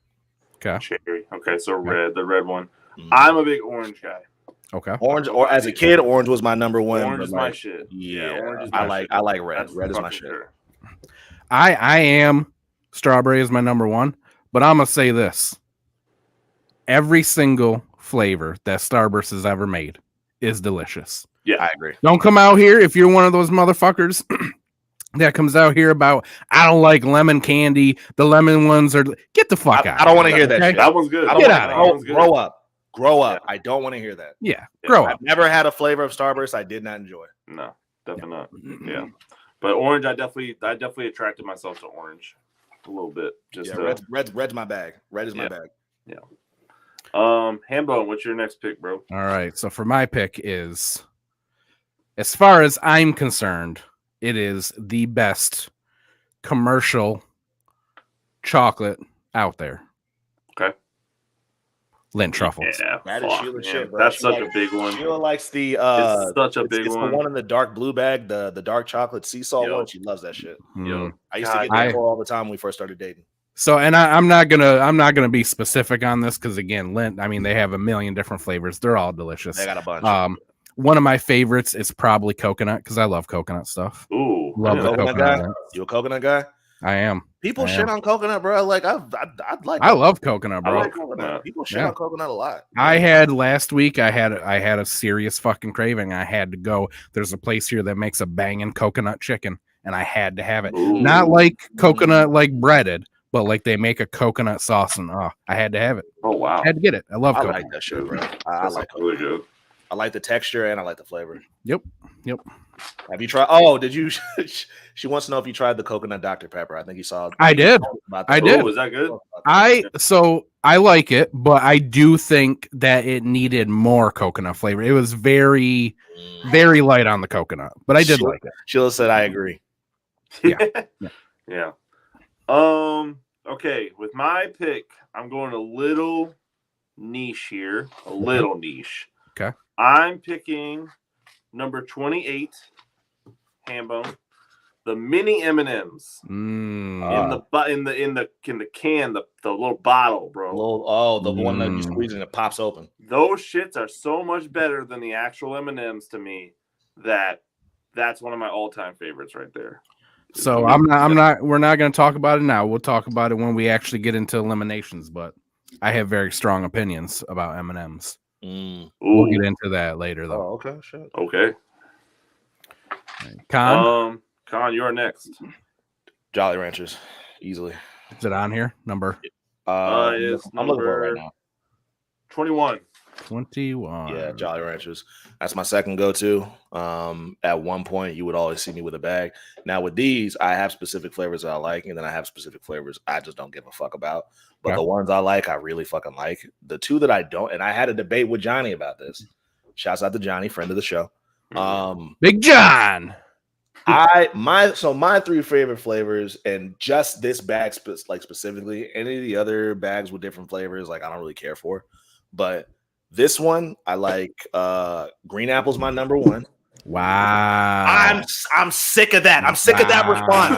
I am sick of that reaction. Green apple is the superior flavor. I'm tired of it. Green apple, cherry, grape. Get blue raspberry, get watermelon, fuck out of here. I don't want to hear none of that shit. Johnny had the same fucking reaction. What? Don't get me started, bro. I like green apple, bro. Green apple is fire. Y'all are wild. Y'all are wild. With that one. I don't want to hear blue raspberry. Blue raspberry can eat my ass. Listen, I don't want to hear watermelon. Watermelon is too bland. One of the biggest mistakes. I'm rocking with grape. I'm rocking with cherry. One of the biggest mistakes ever in candy history was Skittles changing from lime to green apple. Don't at me. You didn't like the green apple? Skittle? It ain't better than lime, bro. But hold on, but did you like it though? It's all right. You know, again, green apple, like I'll eat it. I ain't gonna pick it though. So here was the thing about the Skittles shit, right? Like I like the green apple, but like it threw me off. You know what I mean? Because I like lime. Like I like lime. Yeah. And I'm expecting lime. It's cool, right? Like to me, it's cool, but I'm just based off of just traditionally just eating Skittles. I'm like it just feels like it's kind of missing something. If we're being honest, I like the green apple, but just because I'm just used to the lime, I was actually happy when they switched back to lime. I was happy about that. Yeah. All right, so my next one, I think it's going to be a dark horse. I feel like this is a candy that not a lot of people really eat or go out of their way for. I've even got some right here in front of me. Just for this, I did it. Swedish Fish. I've never heard of this fucking I've never heard of that for real. So if you like coconut, you need to go get some of these. Got you. They are truffles. They are almond truffles coated with sweet coconut flakes. See, that white people go with the almond. Delicious. Their white people go with the almond shit again, Con. Oh, so you don't like almond now? Hey, look, almond tried to kill my best friend, bro. I thought it was walnut. Sneaking him in there. Oh, yeah, it was walnut. You're right. I'm eating one right now. So, okay, so you said it's walnut with coconut. Oh, I see it. Okay. No, almond. Almond with chocolate. Coconut flakes. That's the next one I saw. There's no chocolate on it. I've never heard of that before, but that's awesome. Yeah, that one's new to me. Yeah, I'll have to literally before next week, before we decipher these down, I'm gonna have to try to find those and eat them. And try they're in pretty much every grocery store. Like you've seen like the Ferrero Rochers, right? In the those, yeah. They're always wherever those are. Okay. Gotcha. I'll have to find I'll have to look for them then. I do think though there is a nut in the middle of it. But I can't remember what it is, and I can't seem to find it on here either. But there is something crunchy in the middle. I'm pretty sure it's some sort of nut. Okay. But I'm going with those just because these ain't gonna win. I mean, maybe they will. Maybe y'all try them and you'll love them. That's my thing. Is I want to try it before I say I can't let it go through the tournament. You know. Yeah, I might have to try it. All right, Nick. My next one is number 53. Twizzlers. Listen, bro. I'm a big fan of fucking Twizzlers, bro. Okay. Not black Twizzlers, because get those shits Black out of here. licorice, anything is bullshit. That shit is awful. Yeah. Black licorice is awful. Strawberry. Fucking terrible. I don't like the pull apart ones either. I really just like these ones. Really just the strawberry version of the licorice thing that I like a lot. The ones with the filling. That's probably the only ones I'll eat. Okay. I hear you. The one that comes in like the red and yellow pack. Yeah. I went through a phase. Shouts out Vesta. Yeah, no, the Twizzlers are my shit. And Y'all Cat out hates here them, so eating black jelly beans. Get the fuck out of here. Get the fuck out of here with that shit. I already don't like jelly beans, but black jelly beans especially, get that shit the fuck out of my face. Yeah, that's wild, bro. That's fucking wild. All right, Con, what you got? All right, this one's a bit of a sleeper pick in my opinion. I'm rocking with number 49, Fruit Chews, Tootsie Rolls. That shit is I don't think it is. That's why I put them on here. Yeah. I don't know anybody else that like goes out of their way to buy a bag of these. Yeah, bro. I will fuck up a bag of these so much quicker than chocolate Tootsie Rolls. Let me tell you something, Ham. I'm pleasantly surprised at that. The only ones I don't like is the vanilla ones. You can, the vanilla ones. Vanilla. They're weird too. Like, why are they in a bag of Fruit Chews? Like, all right, just white. But when I was working at Petco, I used to work at Petco. I used to have it was such a I had terrible eating habits that followed me for years. But specifically when I was working at Petco, the Petco that I worked at was right next to a Giant. I think it's a Giant. And on my breaks, because we really didn't have a lot going on in there, I would just walk to the Giant and I would buy my usual haul of the Cheetos hot fries, the ones that come in that yellow bag, and the big Fruit Chews of this. And I would walk around the store and I'd eat the Fruit Chews. And because the store was falling apart and no one gave a fuck, I would just throw the wrappers on the floor. It's a trifling, along with the vanilla ones. It's right on the floor. Fucking habit, bro. It's a trifling fucking habit that I try to break. I still kind of do it, but like this candy right here, bro. In my opinion, because I didn't even again, you're the first person I met aside from me that enjoys this candy. I always thought it was slept on.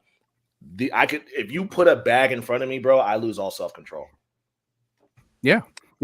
So usually I'm not able to just find bags of these. I don't know why. I've never seen them in stores. They're in really specific spots, bro. You gotta go to specific stores. And the weird thing about them is like whatever store you're in, there's like a different version of the bag. Like Target always keeps the big 3-pound bag, and then if you go to Walmart, they have like just a regular pack. And then if you walk into like a Walgreens, they have like this bag in there.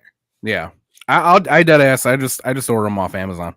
When I get them, when I'm like, I need these right now, get them to me the next day. You need that fix. Yeah, these are the shit, bro. I love these. I haven't had them in a while, but again, it's because I totally lose self-control. If you put the big bag in front of me, I'll eat half the bag. These are 100% superior to chocolate Tootsie Rolls. Without, bro, big facts, without question. All right, so my next pick is Gushers. Is Gushers a candy? Yeah. Yeah. I was gonna ask, bro. So your other one that you have in here too, right? Page 54. I don't know if I really. Yeah. I don't know if I really consider either of these. No, okay, so I'll give you 54, but these are 100% candy. Well, hold on, show 54. Because if you walk into 7-Eleven, you're gonna find these in the candy aisle. Yeah. Oh, you are. Which I mean, you're gonna find 54 in the candy aisle too. Fruit snacks. But I mean, let's be honest. Like, what else are they? All they are is sugar. Fruit snacks are just marketed as kids snacks. I'm with you. I'm rolling. I'm with you. But to me, that's not a candy to me. Yeah, I don't know if that's a candy, man. I mean, I hear you on the sugar thing. There's nothing else it could be considered. What else could it be considered? Especially Gushers. I mean, they're literally just full of a sugary liquid. Bro, I'm telling you, I agree. Just how my brain has been wired. Anytime I walk into a store and I see these with the fruit snacks, like my brain is registered to just say that ain't no candy. But the Gushers. Now, see, when I walk into a Target, I'm not gonna find the Gushers in the candy aisle. I'm gonna find it in the fruit snack aisle. But I'm with Gushers, I'm not buying that they're a candy. Just when you eat them, bro, it's just like they're just very much more of a Jello. Okay. So then here's my question.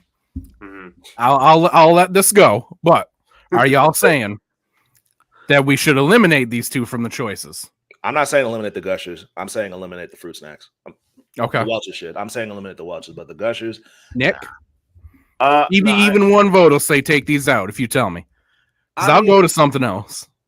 Okay, I'll say this. When it does come to debate Gushers over a different candy, I'm going to strictly say that the other one is a candy. The whole time. Wait, the Welch's or the Gushers? Well, he's picking Gushers. So I'm saying if he makes this his pick next week when we debate, he's immediately going to vote against it. Is what he's telling me. I'm going to vote against him because the other one is a candy. I mean, shit. To me, Gushers is a candy because, like, I like me specifically, like, you know, the sour ones that come in the green bag. That's another one that's my kryptonite. I've left those alone. That is my shit. When I walk in 7-Eleven, they right there with the candy. And on top of that, when I eat the sour one specifically, I'm like, ain't no fucking way in hell this is a fucking fruit snack. This is the thing too. This is the thing too. You know what it is? I am gonna let you have this. You know why? Because gummy bears and gummy worms are kind of the same shit. Hold up. Because if you're telling me right off the bat you're going to vote against it, then I'm going to choose something else. No. Because I'm thinking about it now. If gummy bears and gummy worms are allowed in this category, which I believe they are, and they are in here, in our choices of things, Gushers has to be a candy. Yeah. See, I agree. Yeah, I'm rolling. I'm rolling now.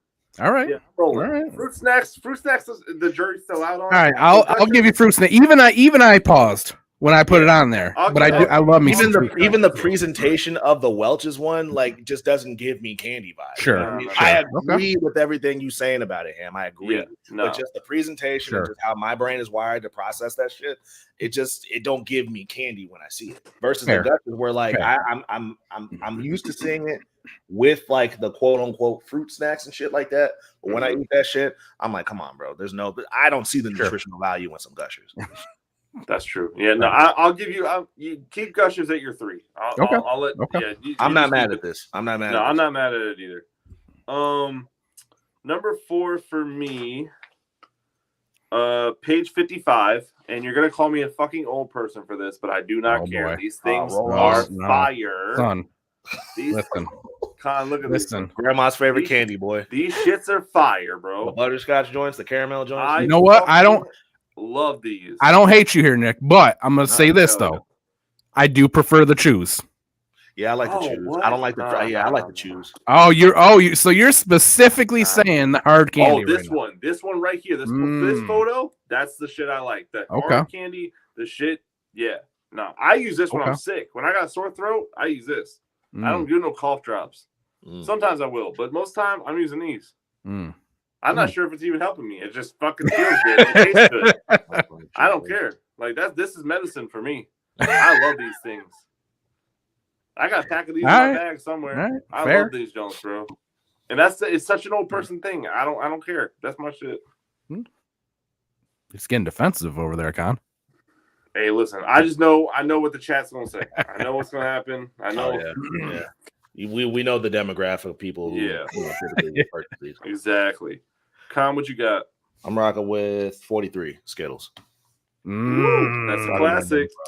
Definitely my favorite candy as a kid, but like, I mean, we just talked about it, bro. Like, not too many versions of the Skittles that I don't enjoy. I think the only ones I don't like are the ones that come in the blue pack. That's probably my only ones. But like the ones in the purple pack, sour Skittles. I even liked when they did the gum for a little bit. But like, I feel like you can't go wrong with Skittles. Yeah, don't hate that. It deserves to be here. You know. Yeah. A lot of these candies, like it's like halfway. Skittles paid their dues, bro. They're favorites, but like some actually deserve to be in this category and in this tournament. And Skittles is one of those guys. Sure. 100%. I'm having an issue here though, fellas, because there's some that I really want to choose that are dark horses. You know what I'm saying? Sure. But that's not what this is about. This is about the best. Yeah. Am I right? Absolutely. Well, if we're talking about the best, then. Ooh, I didn't know these were in here. This is definitely my next pick if y'all can grab it. I didn't even know these were in here. Go on. I'm trying to predict it just to steal it. My number 4 is. Oh, I'm mad at that. I was a Sour Patch hater, and then had them, and I was like, okay, I see what the fuss is about. Yeah, I love me some Sour Patch Kids. Yeah, love me some blue raspberry. There's just like a certain. They're just like, I don't know. I just feel like, are you a sour man? Him? I am. I'm a sour man, and I think when I need that itch scratched, Sour Patch will do the trick. So I love gummy candy. Me too. But I'm always gonna choose the sour one over just a plain gummy candy. Facts. Always. Sour is my shit, bro. Especially when they came out with sour gummy bears, I was like, hell yeah, that's what I'm talking about right there. With Warheads. Yeah. So I had, you know what I just had that's pretty banging? It's not really that sour, but it's good. But Warheads came out with a taffy. Did they? I only see it in dollar stores. Only found it in a Dollar Tree, but it's actually pretty banging. See, not very sour. I'm a guy that I like the super sour like gumballs and shit like that. Mm-hmm. I like that shit. Oh yeah. Mm-hmm. Nick, what's next? What you got? Man. Okay, so I'm really because this is my last one. We're on our last round right here. Mm-hmm. Like I gotta make this one, kind of count because there's a lot of fucking. We have over 50 candies on our list. A lot. So for us to just kind of narrow it down to 15 is really fucking hard. Yeah. Oh damn. I'm debating between whether wait, hold up. Why did we only go with 16 instead of 32 like we usually do for bags? I mean, we can go to fucking 8 if y'all want to. I'm down to keep going. I mean, I can right, because there's a couple here that I don't want to leave out. All right, hold on. Let me fucking okay. So first things first, we have to come up with another buy. Because we need 2 buys instead of 1 for 32. So what do we want to do there? Let's take a look here. I'm gonna look real quick. Yeah, because I'm down to go 32. There's a lot to pick. All right, so I'm gonna throw one out there. You guys tell me if you agree. Okay. Gummy bears. The Haribo? Yes, sir. Yeah. Put that in. Yeah, no, we can do that. That in there. I like that one. Okay. That's okay. That's a good buy. It's an excellent weed snack. Yes. It's an excellent weed snack. Hershey's and gummy bears. Yeah. That's a good buy. You gotta go with the classics when you pick a buy. Yeah. Someone that's good. That belongs to be there. Yeah. And so something that nobody can deny deserves a spot. I'm looking at you a little wild. Like if you just don't like gummy candy, fine. But like the Haribo gummy bears, if that's not your bag, I'm looking at you a little funny. Yes, a little weird. Okay, so now that I've got that going for myself, I think I'm gonna go. My next pick is gonna be. So this one is like movie theater only type of vibe, right? All right, I feel like I know what you're about to pick. Number 11. Hold on. Let me get there before you say it. You're good. Yep. I never had no bites. I pictured that. I fucking love these things. I only get these in movie theaters. I've only seen them in movie theaters, and I always get them when I'm at a movie theater. That's an interesting pick right there. I'm glad that we're doing 32 though, because now I can pick my dark horses too. That's true. Now I can pick the ones that I wasn't really sure if they were going to get in there, but that's true. That's true. So what number are we on, Nick? This is your 5th pick, Fifth, Con. Okay. Con, your 5th pick is up next. Number 35, Pixie Sticks. Wow. I haven't had a Pixie Stick in years, bro. But I have never had a Pixie Stick I didn't like, bro. I used to go through these. I used to go through a disgusting amount as a child. A disgusting amount. I feel like we really cannot go wrong with Pixie Sticks. That's a classic pick. That's right classic, there, bro. Classic pick. That fucked me up when I saw him, bro. Because again, I haven't seen Pixie Sticks in a very long time. Mm-hmm. Kat suggested that one because I'm not the biggest. Shouts out to Kat, boy. She tapped in. Kat was like, "You got to put Pixie Sticks on there." I was like, bro, I will do. Pixie Sticks are fire. All right, so now that we're opening this up a little bit, I'm gonna be able to pick 2 of my favorite candy bars, which might be dark horses, but the first one's going to be Milky Way. Make sure I got the right number here. Ooh, Caramello bar. Caramello. Love me a Caramello bar. Yep. That's simple really chocolate. A Cadbury caramel. man. What's that? A Cadbury man. Cadbury, yeah. I've only had these recently. I didn't know these existed. Really? Yeah, my dad put me on, to be honest. I would see them all the time, bro. Just I didn't know anybody who would eat them.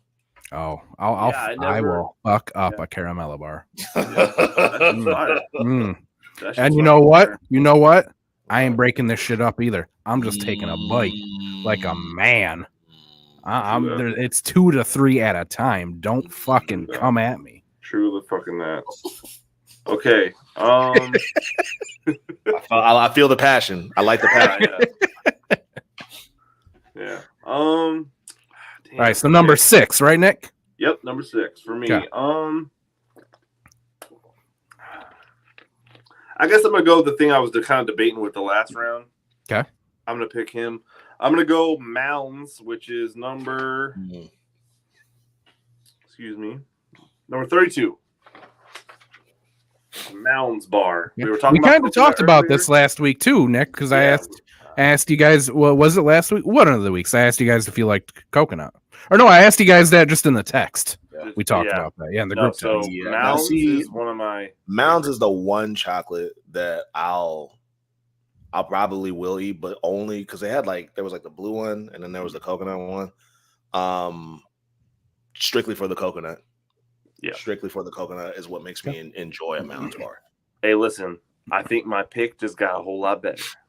Because the one chocolate that Con can appreciate is this one right here. And I just probably the only one. Snuck it into the 6th round. It's just enough chocolate where I'm not like, all right, bro, I'm about to spit this out.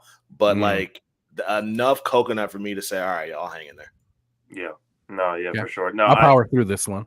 Yeah. I used to like the Almond Joys because I didn't really like dark chocolate. And so Almond Joys had milk chocolate. And so I was like, okay, I'll eat the almond to get the milk chocolate, but now I don't really care about dark chocolate. I like dark chocolate now, so Mounds is my shit now. I like that this is a coconut stand podcast. I like it. I like that we're all on board about this. I know that y'all like coconut. I fuck with coconut. Do y'all like coconut water? No, I'm not big on it. Like I'll use like coconut milk or coconut cream to make something on a recipe, but I ain't just drinking it. You won't just drink coconut water, right? No. See, Prime. It's not coconutty enough for me. I've had it. I just don't like it.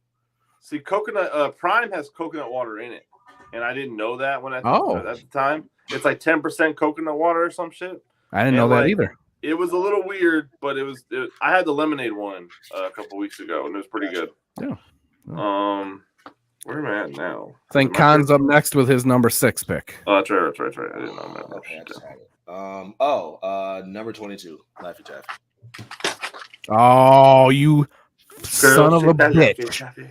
This was one of my next ones. This was going to be one of my heavy hitters. Love Laffy Taffy. The only flavor I don't like is the I didn't even know they had blue raspberry. I've never seen blue raspberry before. I don't like banana. Out of here with banana. Get the fuck out of here with banana. Get that bullshit out of here. It's almost get it out of here. You know what I usually do, Con? Usually when I get the taste for some Laffy Taffy, I just get on Amazon because my 2 favorites. Again, I'll eat any of them except for banana, but my 2 favorites, strawberry, blue raspberry. You can go on Amazon and just get a bucket of just your favorite flavor, and I'll just go on and get one of strawberry, one of blue raspberry. I don't gotta throw away no nasty ass banana shit. I get what I want out of it. Yeah, bro. I'm just good on that bullshit. Same thing. I'm taking the Jolly Rancher logic and applying it to Laffy Taffy in this case. Green apple, grape, cherry. Those are my bags. I don't mind strawberry though. I do not mind strawberry. But get that banana bullshit the fuck out of my face. Bro. Have you had the orange Laffy Taffy? Because there is an orange Laffy Taffy. Also very good. Good choice. Good fucking choice. All right, Ham, what you got? So I'll pick my other dark horse candy bar then, because I feel like this is one that's considered an old person's candy bar, but it's banging. Okay. Underrated candy bar. Underrated candy bar. Underrated for sure. Yeah. This and Caramel Bar, 2 of my favorites. Both I feel like they're not talked about enough. Okay. No. Yeah, it's 100 grand. I didn't even know they still made 100 grand. It's like a fucking caramello and a Crunch Bar put together. Yeah, that's one of them candies that you'll find on like Five and Below in the candy section. You know what? It is a hard to. I have found that it is hard to find. Yeah, it's not easy. Not every gas station just has 100 grands. Yeah, they're just not readily available like that. Yeah. All right, Nicholas, number 7. Nicholas is crazy.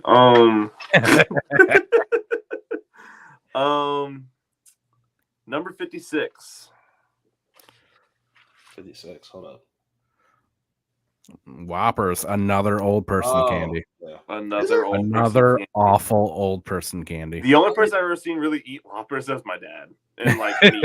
But like I love Whoppers, and also I think my mom or my dad, one of them, like Whoppers, because they have like since I moved out, they decided to like start having fun after we moved out. But like isn't that what all parents do? Yeah, bro. Like they're living it up, but like they converted their basement into like a home theater. So they have like it's that would have been nice for you to have as a child, right? Right. But I mean, whatever. Whatever. For my parents, it's a really cute setup, bro. Like they have like a little concession stand with all the candies, and I don't remember if it was my mom or my dad, but like there's definitely a couple of like boxes of Whoppers in the concession stand, along with a popcorn maker. So that for Easter they put out these things called Robin eggs, which is basically just a candy coated version of Whoppers. I love those things. Those things are fucking awesome. I remember those. Yeah, fucking Sunday. I only ate them over Easter, obviously, and I have a bag of them still from Easter time. But yeah, those shits are really good. But Whoppers are a good one, a really good one. Con, number 7. Another sleeper in my opinion, number 29. Ooh, Mambas.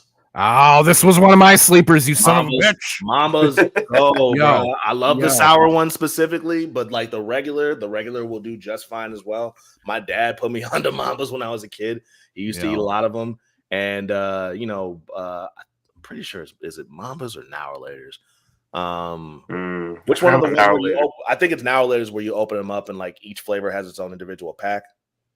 No, that's Mambas. It's Mambas? Yeah. Yeah. So like it was my mom. My mom would open up the Mambas and she'd always just give me the flavors that she didn't want. It was typically like lemon and like which is wild because all of the flavors are delicious. They're all good, bro. There's not a bad flavor in the bunch, but like I love me some Mambas, boy. Top tier fruit candy right here. Very if you haven't had them, go out and find them. And if you think they're bad, just go. I don't even want you on here. Lose my number if you're not rocking. Yeah. Bro. Yeah, just go. Lose my number. These shits are hard. I agree. Great choice. Great choice. I'm jealous of that one. So my number 7. I don't know if you guys have had these. They're a newer candy, but they're banging. Let's hear it. Nerds gummy clusters. Ooh. Have you guys had these? I don't think so. I've had Nerds rope. But I've not had the gummy clusters. So here's my thing about Nerds, right? Because if just the regular, like old school purple and pink Nerds, if that was up there, that would have been like probably like one of my top 3, maybe even top 4 picks. I mean, so wait, hold on, because we said when we started this that we would allow other forms of the candy while we don't have it in the pictures. If you want to draft, if you want Nerds, get it. Yeah. Go for it, bro. If it's a candy that exists, you don't have to stick to just what's on the photos. Me and Nick just went, okay, how many can we think of just that we're probably gonna go with? Well, part of the reason why I'm probably not gonna rock with Nerds is I only like one specific duo flavor. Everything else I'm good off of. Like just the regular purple and pink. That's always been my shit. But when I tried all the other ones, like I didn't like the green and orange one. I hate anything yellow. Like banana Nerds is fucking disgusting. And when I had the Nerds rope, wasn't feeling it. I specifically like the strawberry and grape. That is the extent of my thing with Nerds. So I don't know if I would enjoy this, even though I have heard, like everyone who's had it, I've heard good things. I've not had it. I was a fan of Nerds rope. So I feel like it probably would. Is it the same kind of thing in there, or what is? Yeah, so it's like a gummy candy in the middle, a really sweet gummy candy, and it's just encrusted with Nerds. Okay, so it probably is. Now you got to buy these too, Nick. Yeah, I gotta buy some candy this week. You got to make a list of candies you got to buy. Oh yeah, I got the list. Check it twice. I will check. I'm Saint Nick. I will check it twice. Number 8 what's for all you, you Nick. nice, you know. Let's see. What's this one? Oh, okay, sure. Oh, we're down to the last ones again, huh? Yeah, this is number 8, so you got 3 more. Yeah. Well, no, we eight's it. Including. Oh, it is? Wouldn't it 16, be 20. if we were doing 32? Wouldn't it be 10 choices and then 2 you're buys? right. Oh shit. Yeah. Right. I'm tripping, bro. Well, goddamn. Okay, so I forgot all about that. You're right. I was thinking it was only 8 for some reason. I'm looking, bro. I'm trying to figure out what it is. That's a bet. Okay. Well, in that fucking case, okay. All right. So this is one that I really like a fucking lot. Okay. And I already picked something in the family, but I'm gonna pick something a version of it that I really enjoy. 39. Hold on. Okay. Oh, okay. Okay. First of all, I don't know what happened with this candy, but I only ever see it in king size. I'm not sure how that happened. But I only ever see it with 4. This is definitely my favorite iteration of Reese's. Okay. And I have a lot of favorite iterations of Reese's because I like just the plain cups. I like their fast break that they have. I like their Take 5 because it's got some pretzel in it. Sure. But this one in particular is definitely like when I see it and I'm just like fiending for just a little something, I grab this little motherfucker and that's it. Okay. So yeah, I like these versions a lot. Con, number 8. Number 8, I am rocking with number 6. Blow pop. Very nice. Okay. A nice classic. Old school favorite, very classic favorite. This is actually one of the rare occasions where like I like all the flavors. You know what I mean? I like the watermelon. I even like the strawberry. But like, you know, grape, apple, cherry. Those are always going to be great candy flavors. But like, if any one of them, I'll eat them. I think blow. And plus, I like the gum too. So yeah. My number 8, we don't have a picture of. Cool. But if we're doing, you know, other versions, I'm going with a good old Reese's egg. Reese's egg. Yes, sir. Okay. Yes, like sir. the ones that are like shaped like the eggs. Yeah, brother. I know what you're talking about. Mm-hmm. The eggs, the trees, they're better than. I love me a Reese's. Yeah. Don't get me wrong. But when they're if shaped you put like an egg you really fuck or a with tree in front of me, yeah, I'm always gonna choose those first. I like that. I like that. I like those a lot. That's for damn sure. Let's see. Number 9, Nick. Okay, let's try. I really digging my fucking list now. Oh, I'm gonna pick what I believe is the direct competitor of one of Khan's choices. Okay. Number 50.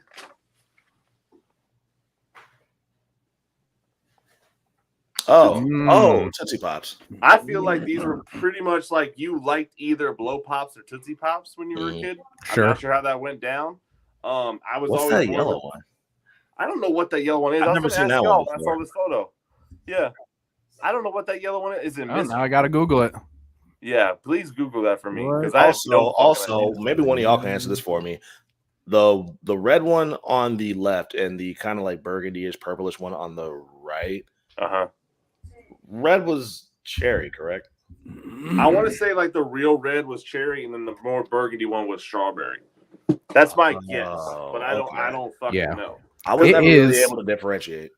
The yellow one is lemon. I don't think I've ever had that. I've never had, nor have and I don't think I like the idea of that either. Lemon over chocolate Tootsie. Yeah, I don't like that. I'm good. Yo, this is just a random thought that I thought of. This has nothing to do with candy. But did y'all ever think about the fact that like lemons and limes, like it's the only fruit, like nobody eats them at all. Like we just use them for juice. You know what I'm saying? Yeah, no one's going out of the way. Nobody just. I'm gonna peel and have a lemon for a second. Yeah, you do that with an orange. Yeah. The same. It's literally the same thing. It's just a different flavor, you know. But with a lemon and lime, you don't do that. Yeah, that's very weird. Yeah, I don't know why I was thinking about that the other day. I'm like, yeah, it's kind of wild, but yeah. Anyway, it's my random ass thoughts. So, for me, for Tootsie Pops, I was really big into the chocolate one. That was always kind of my thing there. Sure. I was okay with any of the other ones, but really the chocolate one was kind of my big one. But yeah, that was always just a good one for me, especially like lollipop versions of things. That was always my go-to there. Mm. Con, you're number 9. Okay. Number 16. Con? Yeah, number 9. 16. Number 16. I'm rocking with the sour gummy worms, specifically these are I've never not enjoyed these. Choice. I mean, good now, choice. Yeah, you and me are right here with the candies, dog. I will say, I've definitely chilled. Like I've been a big candy eater for the majority of my life. Nowadays, not so much. This is the one candy where, like, at least like in the more recent times that I purchased it, it's a lot of fucking gummy worms in that bag, bro. So I've realized that the times that I have went out and bought these, I haven't been able to finish the bag in one sitting. Like I'll kind of have like a couple, roll it back up, because I mean obviously that's just a lot of fucking sugar. Sure. But like I feel like you can't go wrong with these either. I've said that about a lot of candy, but this one, bro, like it's just every time I eat it, I'm satisfied. Yeah. They are always a fallback. If there's nothing else out there, I'm always gonna fuck up. Yeah, I think that's a good way to put it. They're a great fallback candy. Yep. If I can't decide and I'm just like, all right, I just need something. They're a great one to fall back on. Yeah. All right, so number 9 for me is going to be Airheads. Very nice. Damn it. God damn it. Okay. Love me some Airheads.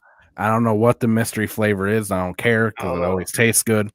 That's definitely another candy where, like, I don't care about the flavor. I'm gonna eat it, except for blue raspberry. That's I'm not huge, honestly, on watermelon flavored candy. Love the watermelon Airheads though. I'll eat it. They're not bad. I'll fuck it up. They're not bad. Yep. I was always weary of the mystery. I was always weary of the mystery. Mystery ain't bad though. Like it's really not bad. It's not my go-to, but it ain't bad. Mm-hmm. Damn. All right. So we're getting down to the nitty gritty now. Yeah, 10's it, right? That's really the yes, sir. Really 10 is it. All right. You know, it's not. We don't have a photo of it, but I really think I like it more than any of my other like kind of lists I got here. I'm gonna go with Dum Dum lollipops as well. Okay. I really like the butterscotch Dum Dum is really my favorite, but like Dum Dums as a whole, I'm really a big fan of. Super old school. Yeah. Yeah.